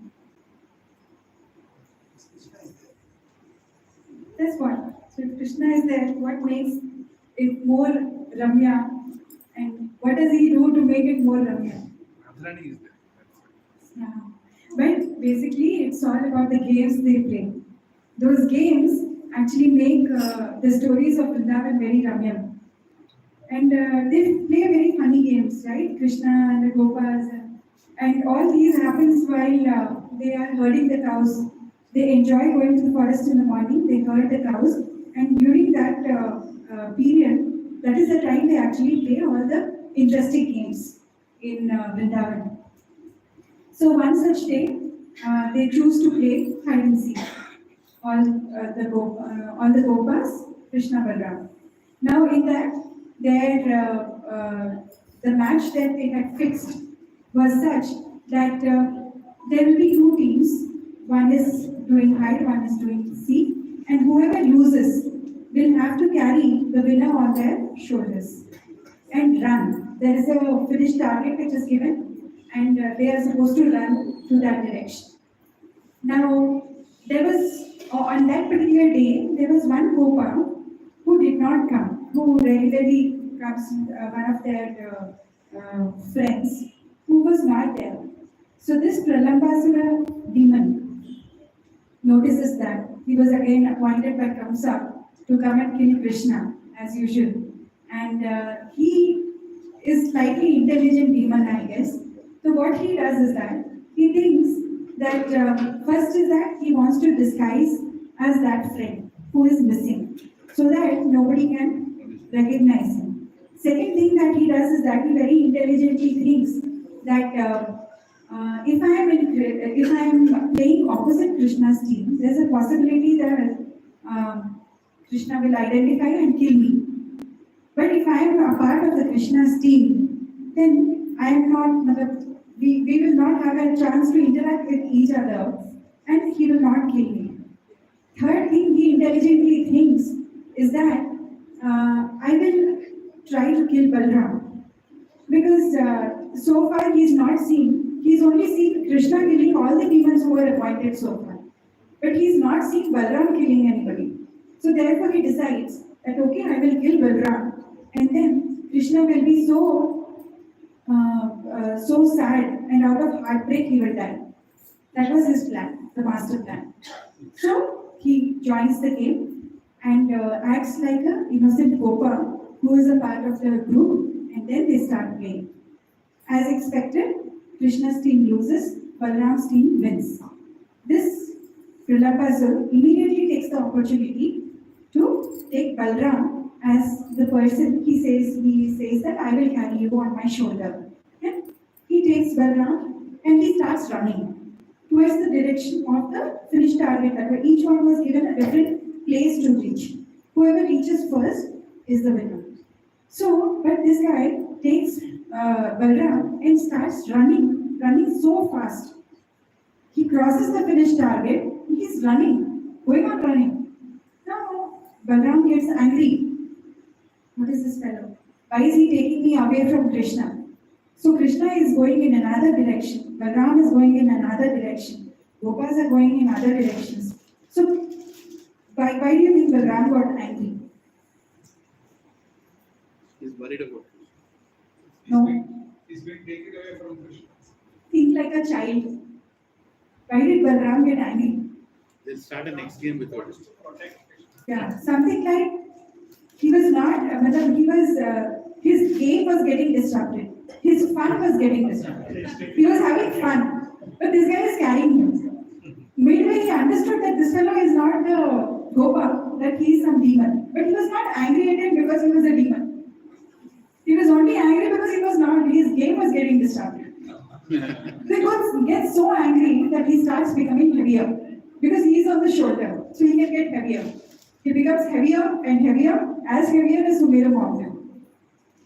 And now what will happen? This guy also will start showing his own Swarupa, Pralambasur. He also starts becoming heavier. He also takes his original gigantic demon body, which is actually it's a very, very gory demon body. He has like bloodshot eyes, red beard, big hair, and all that. He takes that original form, which is very, very kind of looks very gory.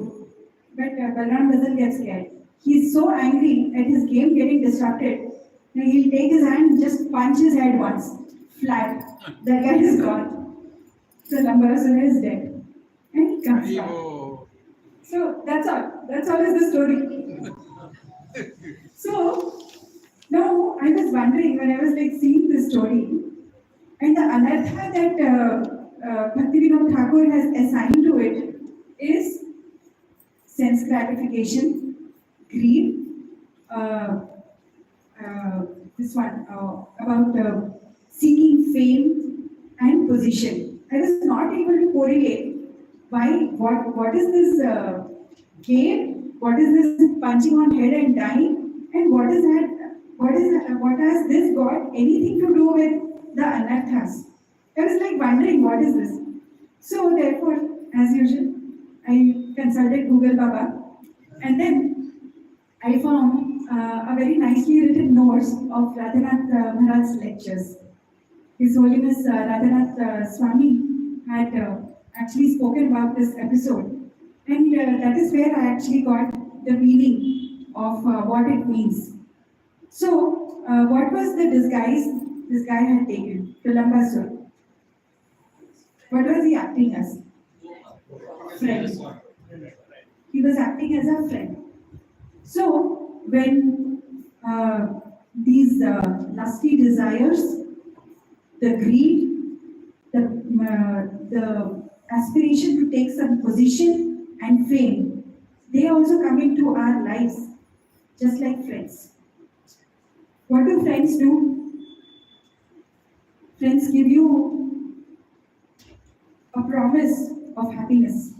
Friends give you a promise of hope, right?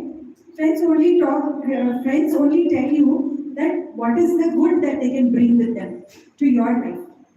Right? At least you assume that this friend is only going to do good for me. So what we assume is that we are going to get good only from our position, even be it in devotional service. We think that if we have bigger position, we might influence, use our position to influence and make more devotees, or sometimes with the fame, with the prosperity that we have, and with the greed. So these positions which are there, these anarthas which are there, they come with the promise of happiness, but actually they will not give happiness. They take us away from Krishna. Krishna's value in our life actually is minimizing, and the value of these things actually maximize. That's what these anarthas do. And so, who is Balram? Guru Tattva. So this episode is basically a symbolic that the anarthas, which is the Pradambasur personified, is actually taking us away from Krishna. Guru is punching them on their head and bringing us back to Krishna. That is what this whole episode means. So, while doing this episode also, it gave me a wonderful realization. Because first of all, I did not understand how to interlink, but how was I able to interlink this? Because of Radhanath Maharaj's lecture. So Guru has helped me there. How did Radhanath Maharaj get this access to this knowledge? Obviously from his Guru, Srila Prabhupada, and also from the Acharya, who is Bhakti Thakur, who had actually identified that this is the anartha and it has to be linked to this particular episode. So through this episode also, it tells us very beautifully about what is the importance of Guru in our life and how we can use the help and the shelter of Guru to be able to stay connected with Krishna and not get into the hopes and the promises of happiness which these anarthas give us. Hare Krishna, thank you so much for the opportunity.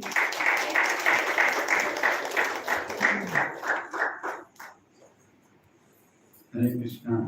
Sirsha Mataji, Hari Bol.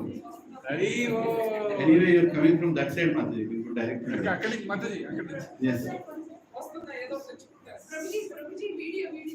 Yes, yes. Oh, sorry. Yes. Mataji, లోపల నుంచి వస్తారు.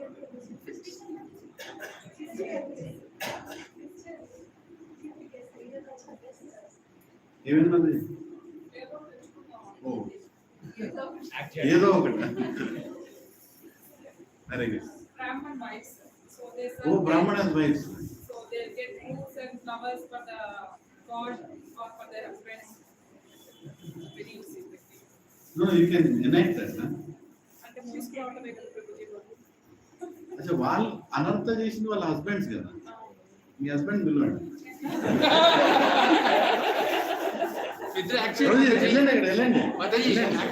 Somebody go like Krishna. No, somebody go like Krishna and ask prasadam from Prabhuji. Prabhuji prasadam. For a change, Prabhuji will say no. Yeah. And Mataji will say, I will come and give you. Who wants to be Krishna? Somebody can be Krishna. Kiran Prabhu, you be Krishna. Come on, Hari Bol, some encouragement. Hari Bol. You know the pastime, right? Yes. Prabhuji, mantra listen, boom, boom, bus, bus, bus.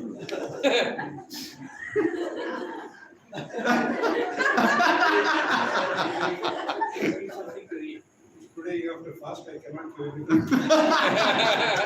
Exactly. Mataji, you dialogue. Hari Bol. Brahmana Patti. Hare Krishna. Thank you, Prabhu. Yes, Mataji. Kuchun. Prabhuji, this is the first time. Yes. So I can't tell like others without seeing. I need to see my papers. Yes. వీళ్ళంతా భక్ష్యాస్త్రి distinction ఉండదు. Top మార్కులు pass అయిన వాళ్ళు. Scholarship in భక్ష్యాస్త్రి. Double PhD. Hare Krishna, Prabhuji and Mataji. వెనకాల triple PhD ఉన్నారు ఆవిడ Lavanya Mataji. Yes. Hare Krishna. Hare Krishna, Prabhuji and Mataji. ఈజీగా తెలుగులో ఒక చిన్న సెంటెన్స్ చెప్తే మొత్తం స్టోరీ అర్థమైపోతుంది తెలుగు వాళ్ళకి. Stories about Krishna. ఎవరిని ఎప్పుడు ఎక్కడ ఎలా ఉంచాలో అలా ఉంచుతాడు కృష్ణుడు.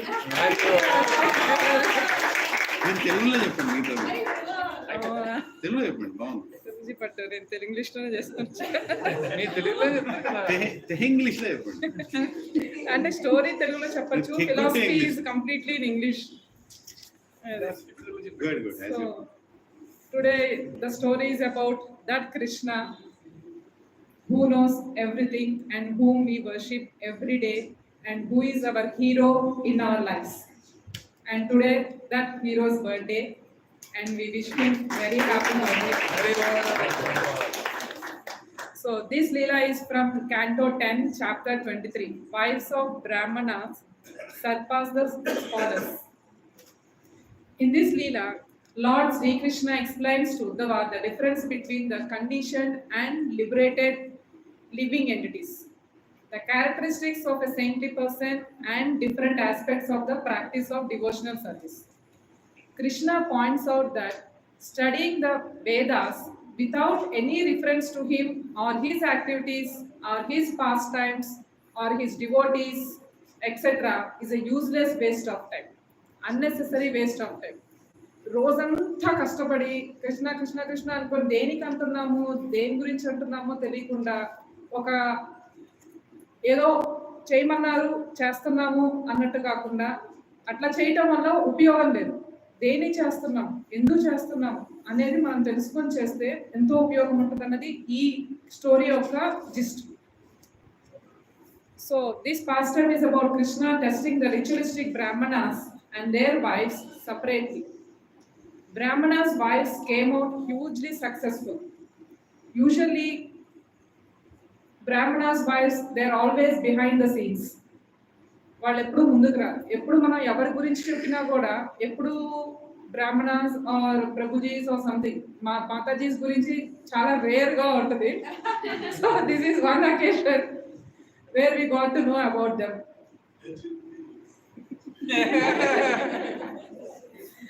So here is the synopsis. The cowherd boys went with Krishna and Balrama to graze the cows in the morning. Because they had not eaten breakfast in the morning, they are so hungry and they asked Krishna to give something for them. So Krishna wanted to bless his devotees. He knows when to do, what to do. So bless the devotees who are the wives of Brahmanas who live nearby.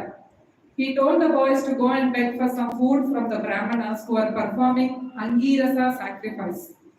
The boys respectfully and politely approached the Brahmanas who were also called earthly gods or Bhudevas. Brahmanas are also called Bhudevas.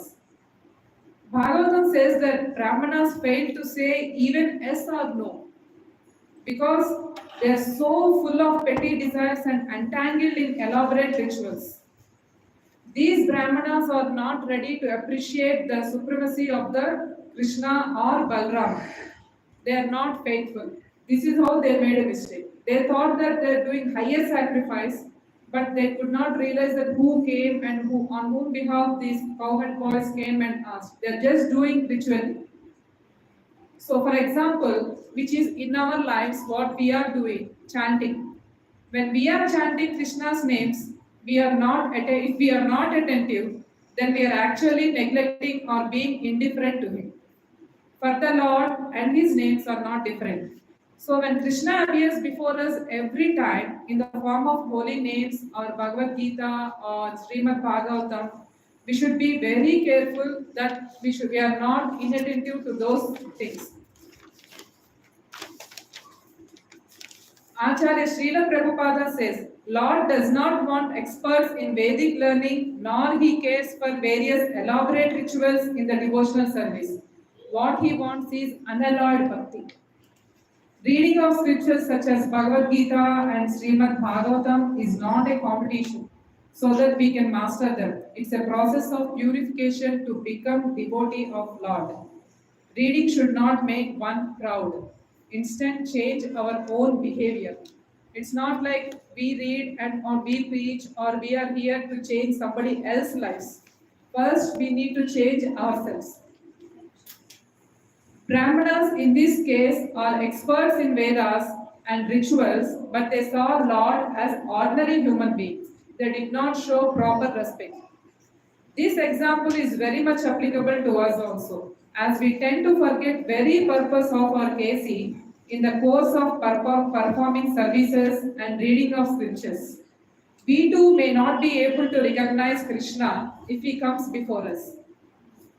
Cowherd boys returned to Krishna and explained to him about Brahmanas. Krishna laughed. He laughed because Brahmanas are performing sacrifice for which all ingredients such as time, paraphernalia, mantras, rituals, priests, fires, demigods, performer, offering, and unseen beneficial results are all coming from him only. Any sacrifice performed anywhere in this universe is to satisfy the Lord. Lord is Yagneshwara. He is the enjoyer of the Yagna. One should not forget that Yagna Purush is Vishnu and the source of Vishnu is Krishna. However, here unfortunately, when Lord is present before them for food, the Brahmanas could not recognize him. It's their unfortunate. Krishna sends them to Brahmanas' wives to say that he has come along with Lord Sankarshana. The wives of the Brahmanas are devotees of Lord. They always listen to the Lilas of Krishna. They are not only decorated with jewels, but also with love and affection of Lord. While Brahmanas are performing yagnas, they were talking about Krishna. When they heard from cowherd boys that Krishna and Balram has come, they were so eager to see Krishna in person, and they were so excited. Brahmana wives took large vessels of food full of fine tastes and aromas and rushed to see their beloved Krishna. Bhagavatam here says that having heard Lord Krishna's transcendental qualities for a long time and enchanted by the descriptions of his beauty, they were so eager to see him just as rivers flow towards the sea. Their husbands, their sons, brothers, sisters, relatives, and all other neighbors or families, they tried to stop them from going to Krishna, but could not succeed. The women entered the forest of Vrindavana on the bank of river Yamuna, which was full with vegetation and newly grown vines and flowers. Within that forest, they saw Krishna and Balrama engaged in tending the cows along with their very affectionate boyfriends. Now comes the picture of Krishna, how the Brahmanas' wives are seeing Krishna. The Brahmanas' wives saw Krishna putting on a garment glittering like gold. He wore a nice garland of forest flowers and a peacock feather on his head. He was also painted with the minerals found in Vrindavana. He was just like a drama artist, like how we see. For us to see all these things in one person means like when I go for a drama, perfect drama artist will have like this. This is how the acharyas were explained here. They saw him keeping one hand on the shoulder of his friend, and in his other hand he was holding a lotus flower. His ears were decorated with lilies. He wore marks of tilaka, and he was smiling charmingly. With their very eyes, the wives of the Brahmanas saw the Supreme Personality of Godhead, of whom they had heard so much, who was so dear to them, and in whom their minds are always absorbed. Now they saw him eye to eye and face to face, and Krishna entered their hearts through their eyes. Here is the difference between Brahmanas, who were experts in Vedic learning and rituals, and Brahmanas' wives, who only knew to serve their husbands and to hear always the descriptions of Lord, his qualities, glories, etc. Brahmanas did not even say yes or no to cowherd when they went and asked them for food. They simply neglected them. And on the contrary, we see that Brahmanas' wives did not ask any questions but took the best for Krishna. They began to embrace Krishna to their heart's content, and the distress of separation was mitigated immediately. They were just like great sages who, by their advancement of knowledge, merged into the existence of the Supreme. As the super soul living in everyone's heart, Lord Krishna could understand their minds. They had come to him despite of all the protests of their families and relatives and the duties of household affairs. They just came to see him who was their life and soul. They were actually following Krishna's instruction in Bhagavad Gita. One should surrender to him, giving up all varieties of occupational and religious duties. The wives of Brahmana actually carried out the instruction of the Bhagavad Gita in total. Upon seeing the Brahmana's wives in the garden, Lord Krishna, who witnessed thoughts of all creatures, understood their intensity of love and renunciation. He welcomed them lovingly with smile. Lord says wonderful verse in Srimad Bhagavatam 10th canto 23 chapter 26th verse. Nan adha kurvanti kusala swartha darsina ahaituki avyahitam bhaktim atma priye yata. Certainly, expert personalities who can see their own true interest render unmotivated and uninterrupted devotional service directly onto me, for I am most dear to the soul. It should be noted in this connection that when Krishna entered into the wives' hearts and when they embraced him with and felt the transcendental bliss of being merged with him, the Supreme Lord Krishna did not lose his identity, nor the individual wives lose theirs. The individuality of both the Lord and wives remained, yet they felt oneness in existence.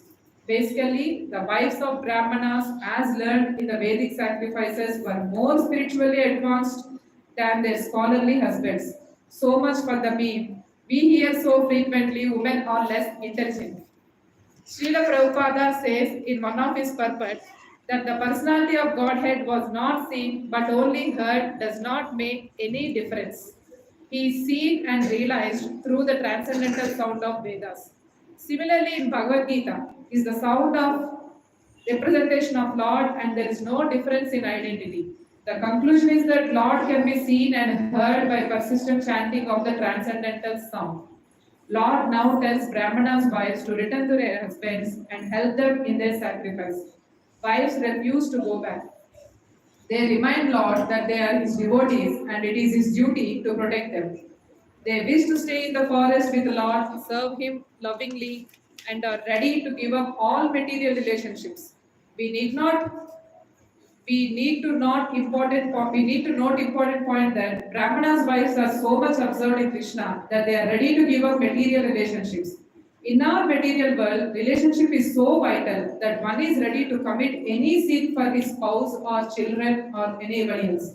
But Brahmana's wives were different. Wives refused to go back because they left their family, they have no shelter now. Krishna assured that their husbands or fathers or their sons or their neighbors would accept them and staying with Krishna in the forest would not please people in the world. Krishna says a verse, Sravanat, Darsanat, Dhyanat Mayi, Bhavo Nukitana, Na Tatha Sannikarsena, Pratiyatha Tato Bruhan.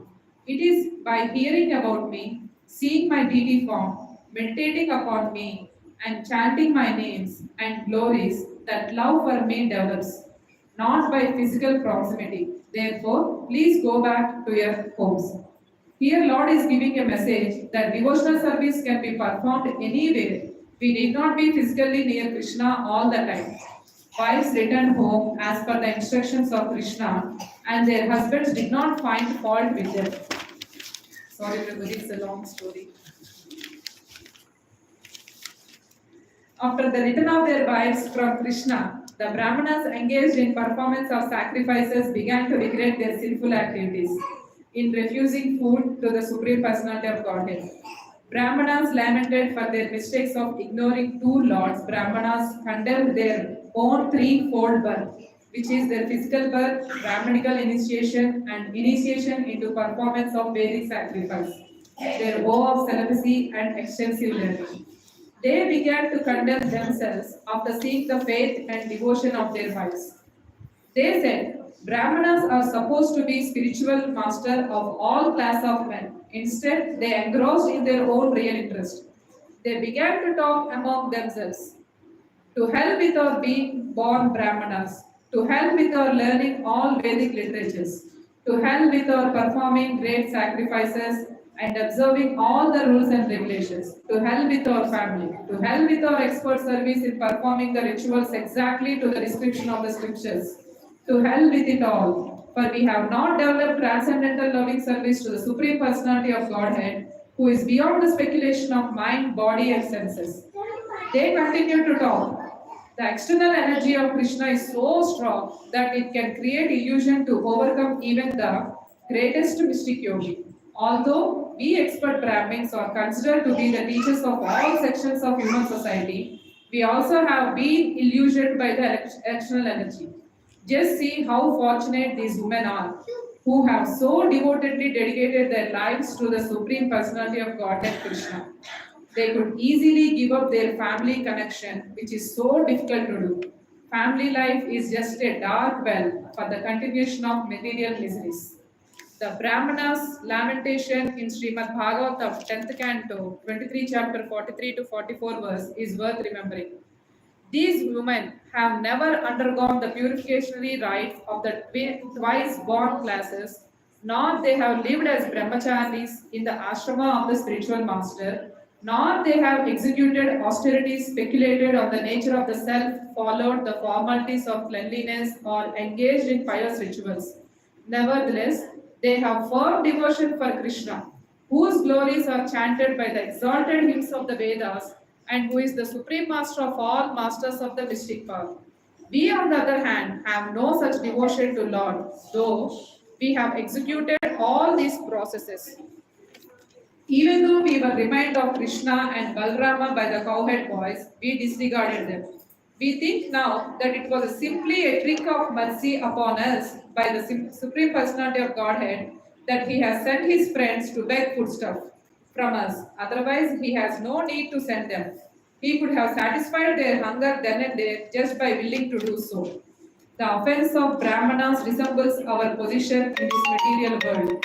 In the course of performing various sadhanas and devotional services also, we forget the purpose of this devotional service is nothing but to become devotee of the Lord.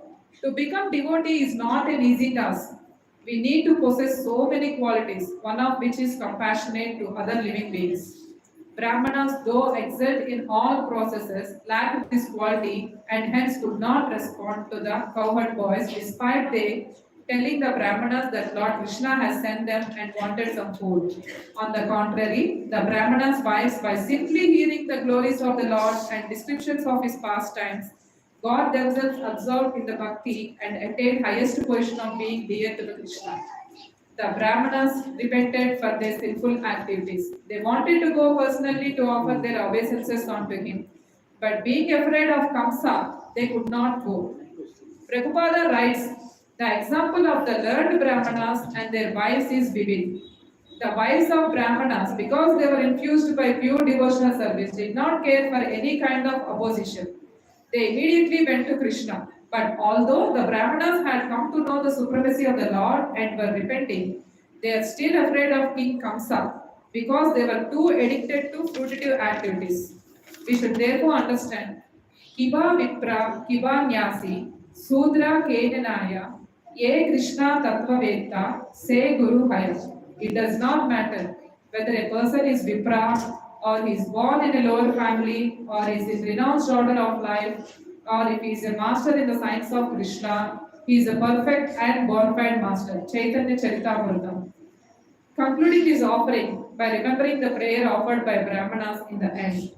Tasmai Namo Bhagavate Krishnaya Kutta Medase Yen Maya Mohita Thiyo Brahmana Karma Vatmasu.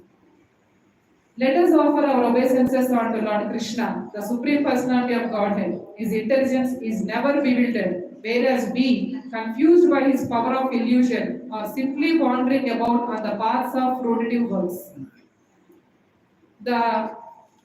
According to Garga Samhita, the wives of Brahmanas are the wives of Saptarishis who are polluted by Agnidev. The last conclusion sentences. In Sri Krishna Samhita, text 28, it is said that indifference to Krishna caused by identity with Varnashrama or absorption is karma kanda. Brahmacharis performing austerities should realize that they are doing for Krishna. And the anarthas or the gist of this story is all the varnas should be free from pride. And we should keep chanting and read Srila Prabhupada's books. Hare Krishna.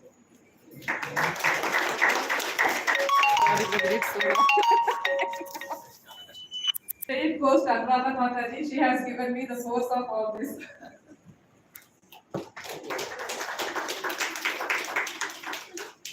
And it was so long, I know. Mataji wrote notes and highlighted some things and then. The Bhakti Shakti పంపిస్తే మార్కులు పంపిస్తారు.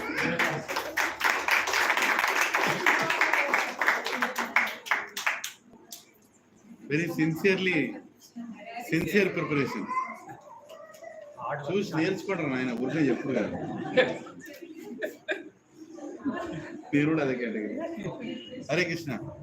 So who is the next అసురా?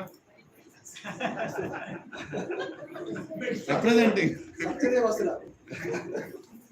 Who are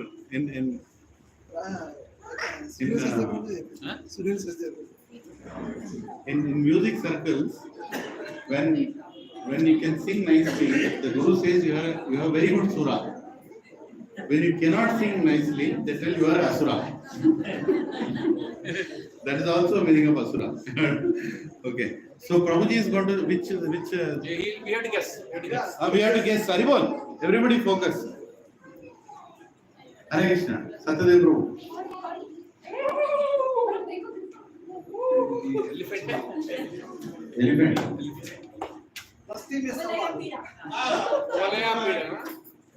Olayapida and Chanura Mustika. Chanura Mustika. Haribol. Jai Jai Jai. Hare Krishna. Chanura Mustika. And that big elephant. Yes. Hare Krishna. What say? తెలుగులో కూడా చెప్పండి. తెలుగులోనే చెప్పండి. తెలుగులో చెవు తుప్పు వదిలిపోవాలి. తెలుగులో చెప్పండి. తెలుగులో చెప్పండి. హరే కృష్ణ.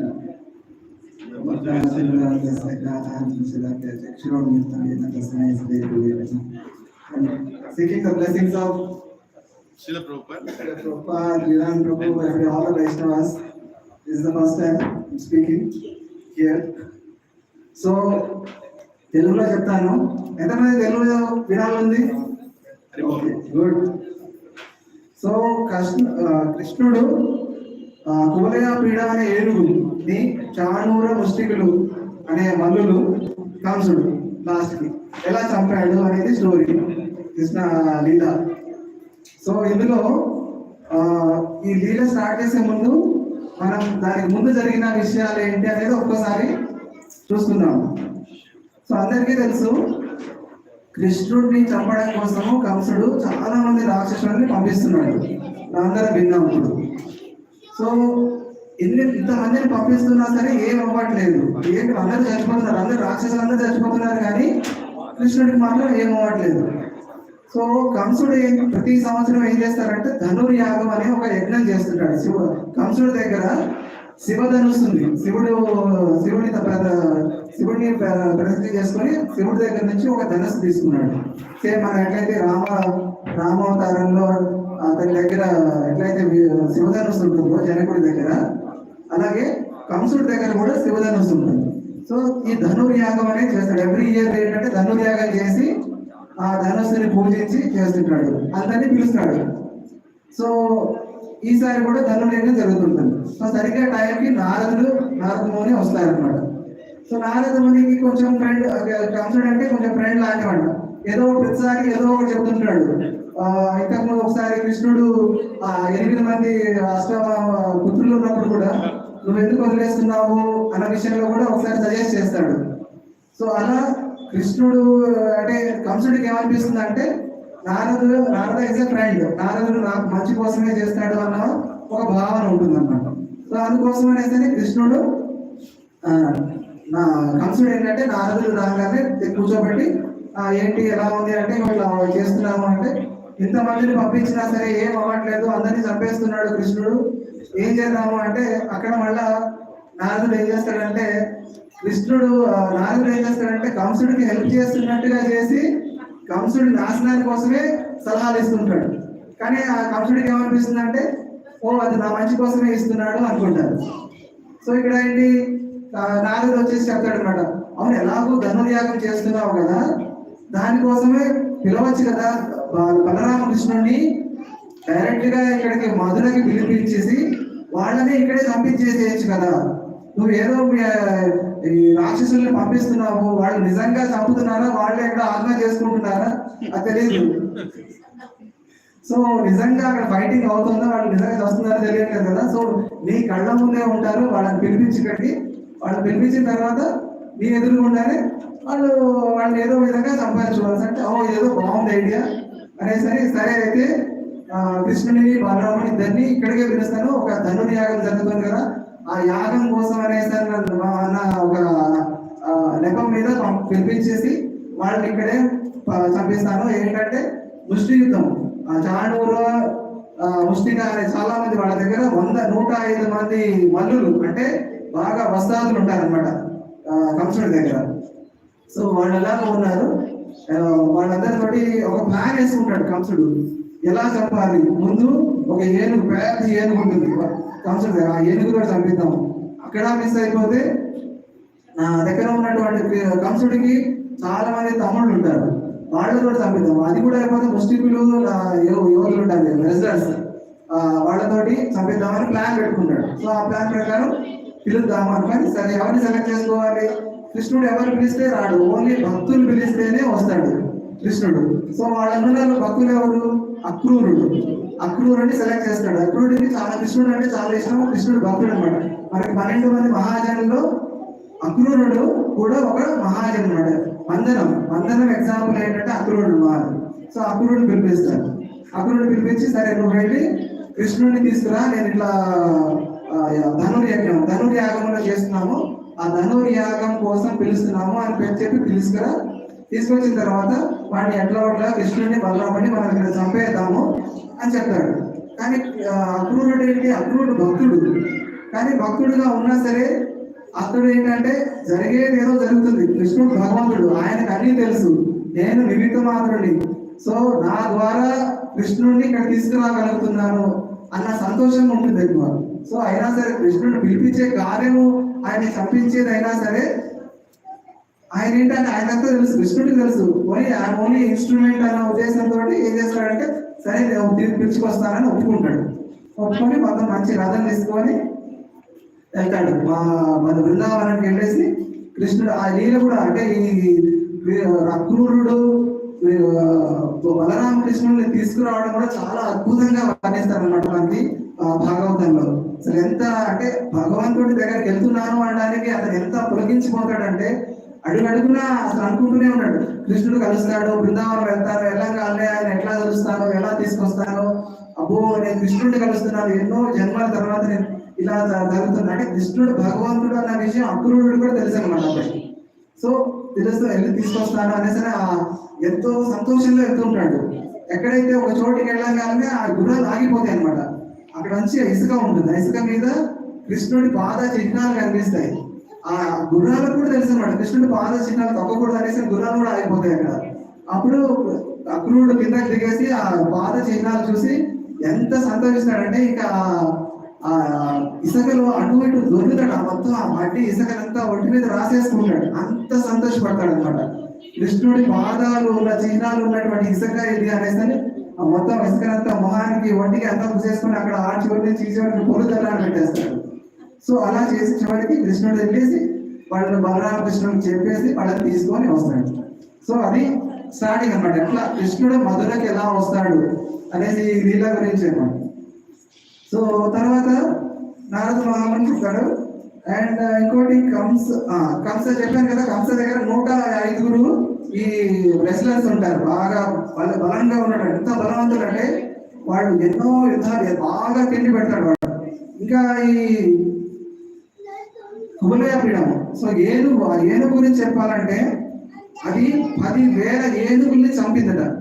లైక్ అన్ని లైక్ గజరాజ్ అనమాట, king of all the elephants. అంత అంటే చివరికి ఐరావతానికంటే దానికి ఎక్కువ బలం, ఐరావతాన్ని కూడా ఓడించేంత బలం ఉంటుంది.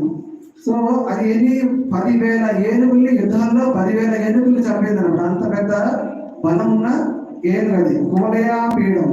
కుబలయ పీఠం అంటే అర్త్కి పీఠం అంటే మండలం, అంటే బాగా పెయిన్ కలిగిస్తుంది, అంటే అర్త్కి బాగా పెయిన్ కలిగించేటువంటి జంతువు, అది బాగా బాధ కలిగిస్తుంది దానికి. అందుకే ఆ పేరు కుబలయ పీఠం అని పేరు పెట్టారు. సో ఏం చేస్తారు, సరే కృష్ణుడు అక్రూరుడిని తీసుకొని వస్తాడు. అక్రూరుడు తీసుకొని బృందావనం నుంచి మధురకు తీసుకొని వస్తాడు. మళ్ళీ ఈ మధ్యలో కొన్ని మనకి స్టోరీ తెలుసు కదా, దింపేసిన తర్వాత మళ్ళా ఆయన కుబ్జానికి ముక్తి కలిగిస్తారు. ఇలా చాలా స్టోరీస్ ఉన్నాయి మధ్యలో.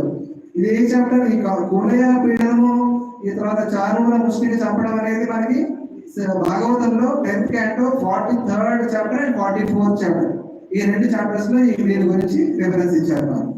సో కంసుడికి 8 మంది బ్రదర్స్ ఉంటారు. ఆ బ్రదర్స్ అందరికీ కూడా మళ్ళీ ఎలీట్ ఫోర్స్ అనమాట, వాళ్ళందరికీ లైక్ కమాండో ఫోర్స్. ఆ కమాండో ఫోర్స్ కూడా ఉండదు.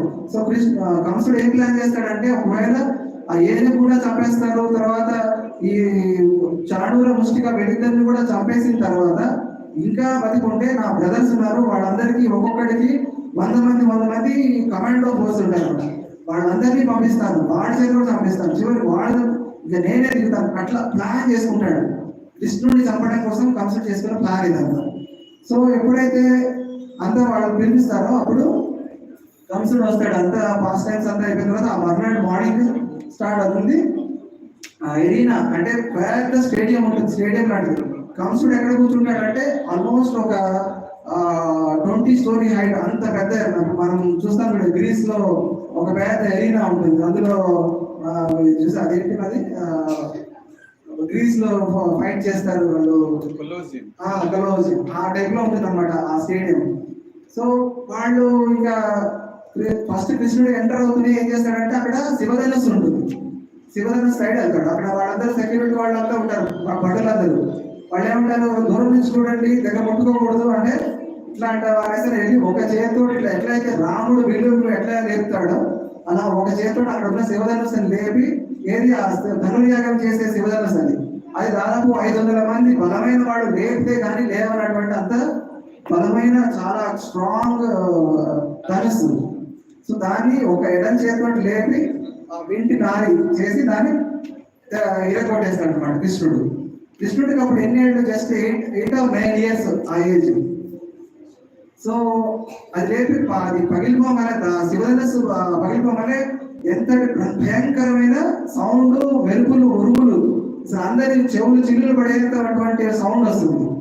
కానీ ఆ సౌండ్కి ఆ చివరికి ఆ సౌండ్ ఎక్కడ దాకా వెళ్తుందంటే కంసుడు ఎక్కడైతే కూర్చొని ఉన్నాడో అక్కడి వరకు వినిపిస్తుంది.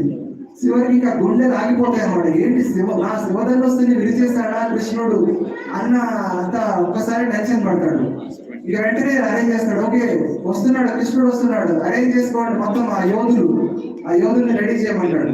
సో యోధులంతా రెడీగా ఉంటారు. ఈ లోపల ఎక్కడైతే కుస్తీ పడతారో ఆ కుస్తీ పడే ఎరీనాకి ముందు ఆ ఏనుగు రెడీగా ఉంటుంది అనమాట.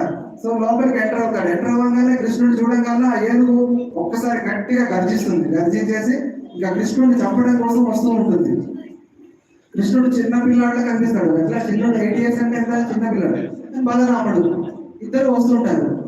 అయితే అప్పుడు చెప్తాడు, తప్పుకో అంటాడు. ఏనుగు తప్పుకో, నేను వెళ్ళాలి, లోపలికి పిలిచాడు కదా అంటే అప్పుడు మామిడి వాడు అవుతాడు. డ్రైవింగ్ ఏదైతే ఏనుగు మీద ఉంటాడో వాడు నవ్వేసి నేను ఇప్పుడు క్రష్ చేస్తాను, ఏనుగుతో నేను క్రష్ చేస్తానంటే ఏనుగు కూడా అంత కోపంగా చూస్తూ ఉంటుంది కృష్ణుడిని. వచ్చేసి ఇంకా స్టెప్ చేస్తుంది, ఇక్కడ కృష్ణుడిని క్రష్ చేద్దాము అని చంపడానికి కాళ్ళెత్తుంది.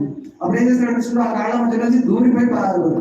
ఇదంతా మనకి భాగవతంలో ఆ శ్లోకం ఎవ్రీ లైవ్ టెలికాస్ట్ ఇచ్చారు వ్యాస భగవానుడు. ఎవ్రీ శ్లోకం చూస్తే కృష్ణుడు ఎలా కాళ్ళ సందులోంచి దూరాడు, తోక పట్టుకొని లాగాడు, ఎవ్రీ ఎక్స్ప్లెనేషన్ ఇచ్చారు అనమాట. So beautiful explain. సో కృష్ణుడు ఏం చేస్తాడు? కాళ్ళ సందులోంచి దూరిపోతాడు. మళ్ళీ ఆ తర్వాత దాని తోక పట్టుకొని గిరిగిరి కింద పడేస్తాడు. దాంతో బాగా కోపం వస్తుంది ఏనుగుకి. ఏంటి నన్ను పడేస్తావా అనేసి మళ్ళా లేస్తుంది. లేచి మళ్ళీ ఇంకా ఎట్లా అంటే యుద్ధము అది దాని మీదకి వస్తుంటుంది. మళ్ళీ కృష్ణుడు దాని మీద జంప్ చేస్తుంటాడు, అటు జంప్ చేస్తాడు, అటు జంప్ చేస్తాడు. చివరికి దాని మీద తెగి ముందు ఆ మావటి వాడు ఎవరైతే ఉంటాడో వాడిని చంపేస్తాడు. చంపేసిన తర్వాత మళ్ళా ఆ కృష్ణుడు దాని మీద కాలు పెట్టి దాని యొక్క దంతాలు ఏదైతే స్ట్రాంగ్ దంతాలు 10,000 ఏనుగుల్ని చంపినటువంటి ఆ దంతాలు ఉంటాయో ఆ దంతాలు నుండి ఒక్కసారిగా 2 ముక్కలు చేసేస్తాడు. అంతే, ఆ 2 ముక్కలు చేస్తారు. మొత్తం రక్తం అంతా వస్తుంటుంది.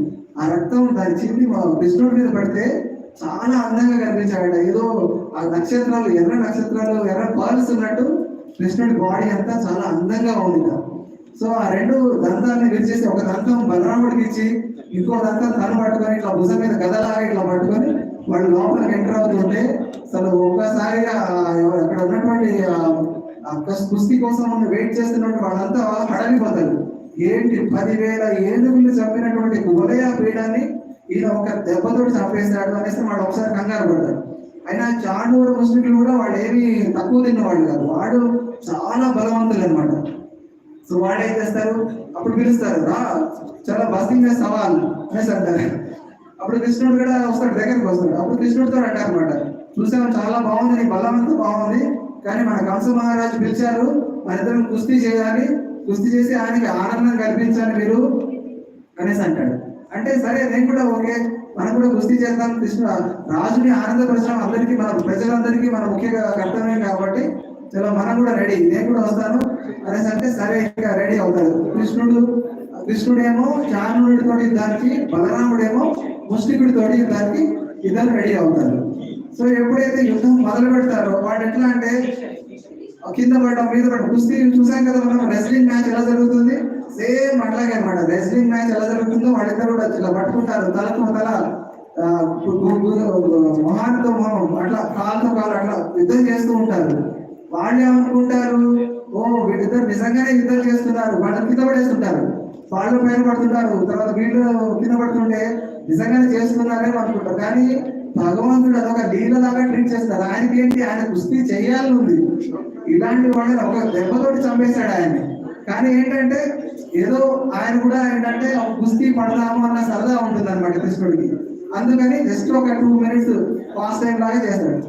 కానీ ఇది చూస్తున్న మధుర వాళ్ళు ఏమనుకుంటారు, ఏంటి అన్యాయము, వాడు చూస్తేనేమో దాడికి అంత ఉంటాడు, దాడి చేత అంటున్నాడు ఆ చానుడు ముస్లిముడు, కృష్ణుడు చూస్తేనేమో చిన్న బాలుడు, ఇదేమి అసలు న్యాయము, ఇంత పెద్ద అతనితో ఇలా చేయడం న్యాయం, అసలు ఒప్పుకోవడం ఇది కరెక్టేనా, ఇదంతా అన్యాయం చేస్తున్నాడు కంసుడు అని వాళ్ళంతా అక్కడ ఉన్నటువంటి లేడీస్, అక్కడ ఉన్నటువంటి చూడడానికి వచ్చిన వాళ్ళంతా బాధపడుతుంటారు అనమాట. ఇదంతా అన్యాయము, చూడు ఎంత కృష్ణుడు సుకుమారుడు, ఇంతటి సుకుమారుడితో ఇంతటి చాలా ఎదురులో ఉన్నటువంటి అతనితో యుద్ధం ఏంటి అనేసి they are very sympathising towards Krishna. కృష్ణుడి గురించి చాలా బాధపడుతుంటారు. అండ్ ఈ టైంలో వాళ్ళు ఏమనుకుంటారంటే కృష్ణుడి యొక్క పాస్ట్ టైమ్స్ అన్ని తలుసుకుంటుంటారు. ఆ బృందావనంలో కృష్ణుడు చేసిన లీలలన్నీ వాళ్ళు ఒకసారి తలుసుకుంటారు. ఎట్లా ఎన్ని రకాల రాక్షసుల్ని చంపాడు కృష్ణుడు, ఆ గోపికలు ఎంత పుణ్యం చేసుకున్నారు, ఎప్పుడు చూస్తూ ఉంటారు కృష్ణుడికి సేవ చేస్తూ ఉంటారు, కృష్ణుడికి వెన్న ఇస్తూ ఉంటారు, ఇవన్నీ తలుచుకుంటూ ఉంటారు అనమాట వాళ్ళు. సో ఒక్కసారి వాళ్ళందరినీ చూస్తాడు వాడు కృష్ణుడు, ఓహో వీళ్ళందరూ నా గురించి ఇంత అనుకుంటున్నారా, చాలు ఇప్పటిదాకా మనము యాక్టింగ్ చేసింది చాలు, ఇంకా సరిపోతుంది అనేసి ఒకటే ఒక గుద్దంగానే ఆ చారుడు కింద పడిపోయి ఒక మాంసం ముద్దలాగా అయిపోతాడు అనమాట. సేమ్ అదే టైంకి బలరాముడు కూడా అప్పటిదాకా యాక్టింగ్ చేస్తున్నాడు, సరే ఇంకా చాలే మనం క్లోజ్ చేద్దాం అనేసరికి కూడా వెంటనే ఒకటే ఒక గుద్దు చెస్ట్ మీద ఒక కొట్టగానే మొత్తం ఒక అప్పడం లాగా అయిపోతాడు.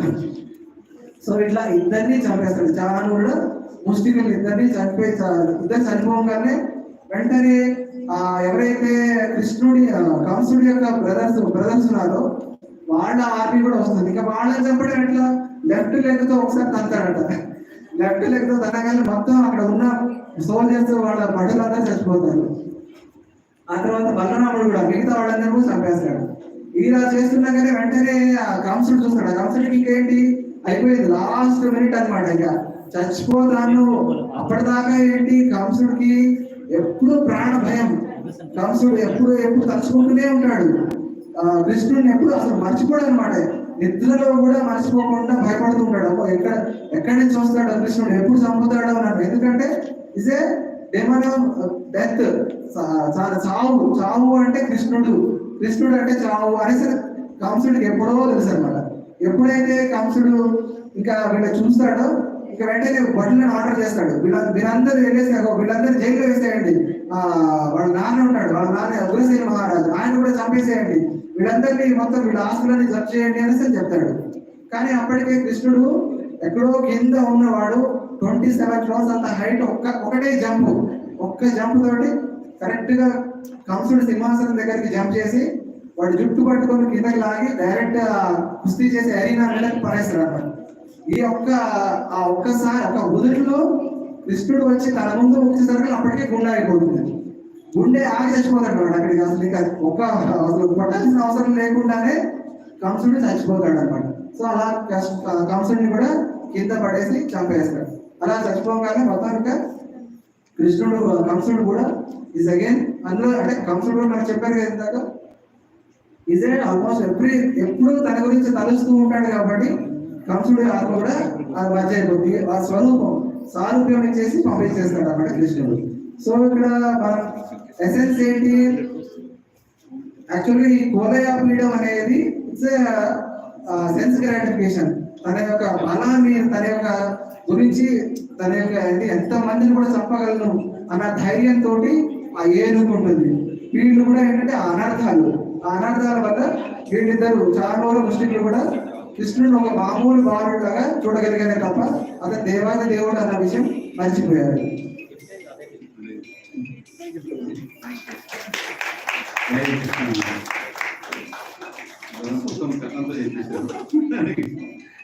Thank you.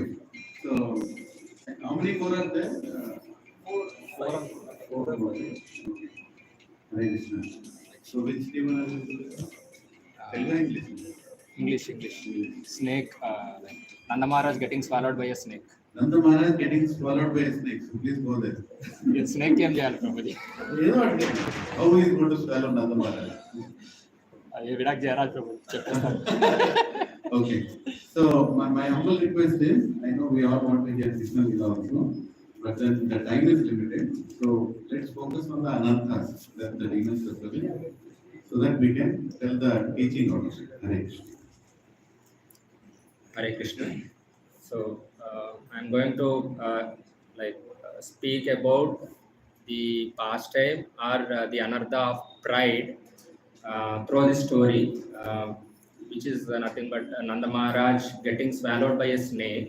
So I'm going to tell who, first we'll just in a cut shot, we'll try to understand or we'll know who is that snake and why that snake has come to swallow Nanda Maharaj and what that means. So once upon a time, so the story goes like this. And so I will just try to narrate the story in just 2 to 3 minutes. Very short story, and you will get the gist of that. So Nanda Maharaj and the Gopas, boys, right, the cowherd boys of Navana, once they decided to go to Ambikavana, which is on the bank of river Saraswati. So why they wanted to go there is like they wanted to observe Shivaratri festival, so which usually are especially observed by Shaivites. So normally Vaishnavas won't celebrate or do that observe Shivaratri, but some of the Vaishnavas they do as a respect to Shiva, or considering him as the foremost Vaishnava. Some Vaishnavas observe that. So similarly, Nanda Maharaj and cowherd boys decided to go there and observe the fast, observe the Shivaratri. And after observing the whole day fast, so at night, by breaking the fast with some water, they decided to just take rest. So when they are taking rest or relaxing, a snake suddenly comes and tries to swallow Nanda Maharaj. So Nanda Maharaj suddenly wakes up and he just frightened by seeing the snake and shouts by saying, "Krishna, please come and save me. This snake is swallowing me." So by shouting and crying for the help, the cowherd boys gets up and they know what's going on there. So they are also frightened and they understood what's exactly going on there. And what they did is they brought the burning logs, the very big sticks with fire, and they tried to beat the snake, but still the snake did not give up in swallowing Nanda Maharaj. Still it just tries to be there. And but finally Krishna appears there, and Krishna comes and Krishna tries to give more assurance that he will save. So Krishna, what he does is he will just touch up, he will simply kicks the snake with a slight energy, and the snake just gets transformed into a very beautiful demon called Vidyadhara. So Vidyadhara is a very beautiful with lot of ornaments and very effulgence is coming out of his body. So like then what Krishna, suddenly Krishna asks Vidyadhara, so Krishna knows everything, so he asks, so why or what made you to do such abominable activities to take the life of serpent and do like this? So then Krishna, then Vidyadhara just says that in my previous life, I am a very celebrated a person, demigod, or I am like I roam around all the world through my own aeroplane, on my own plane, and I am well known all over the world for my beauty. So that is his pride. So he's having so much of beauty, fame, his plane. He travels all over the world with his plane and just do whatever what you want. So out of his fame and pride. So during that travel, one day or once, so he comes across or he sees a great sage called Angira. So Angira, he was in the meditation, and suddenly this bright or very beautiful Vidyasara, he just sees this sage, and he laughs at him by looking at the ugliness of the body and the smell that is coming out of that place, because he is very bright, he is very beautiful, and it is completely it's opposite. The sage is very ugly and he laughs at him. So, and sage, that great Angira, he just opens his eyes and he just curses him. So saying that you are going to become a snake as you have laughed at me. So to crush your pride. So, and then, so that's what Vidyadhara explains to Krishna. So finally, so he got the curse of this. He assumed the body of snake, and he got this curse. And so now we are back to again this present situation where Nanda Maharaj and cowherd boys and Krishna are there. So having said this, Vidyadhara, so he now I got delivered, or I got the day where like I was able to take your darshan and get delivered, or all this my material pride and everything has been like killed. So here what we have done, like see, after that actually what happened, Vidyadhara, he just takes the permission of Krishna and he just go to the heavenly planets. So that's the story. But as I said, here we should know how the pride of the fame and name has made Vidyadhara to behave in a very behave like blindly in front of a great stage and laugh at him, and got the curse of assuming the body of a snake. So snake, it's very ferocious and very cruel animal, right? So from a from a demigod and a very beautiful body, directly he has assumed he has to take the body of a very cruel animal, snake, not just a human being. So like most of atheists, or most of us know that being in a human life, we never think that we are going to fall down to a lower species. It's that okay, now we are human life, so okay, వస్తే మళ్ళీ human life వస్తుంది, లేకపోతే స్వర్గానికి వెళ్తాము, లేకపోతే higher planets కి వెళ్తాము. But that's just the myth, but that's not the situation. So from this story, we should understand that being a demigod also, he has to take the body of such a cruel animal, snake, because of his pride for fame and name. So that is one thing we have to understand. So yeah, that's it.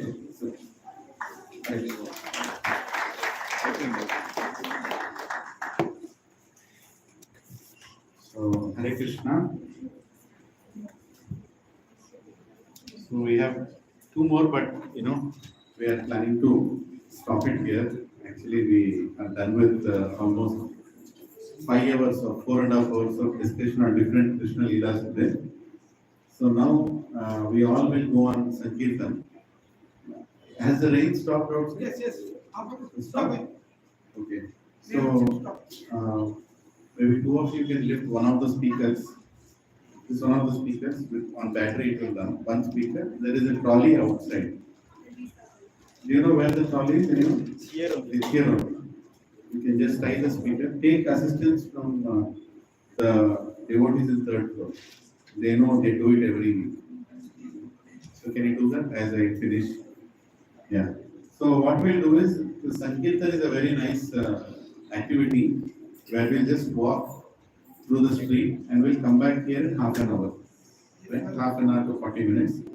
Everybody can nicely sing Hare Krishna mantra. We'll do Kirtan along with Mridanga and Kartal.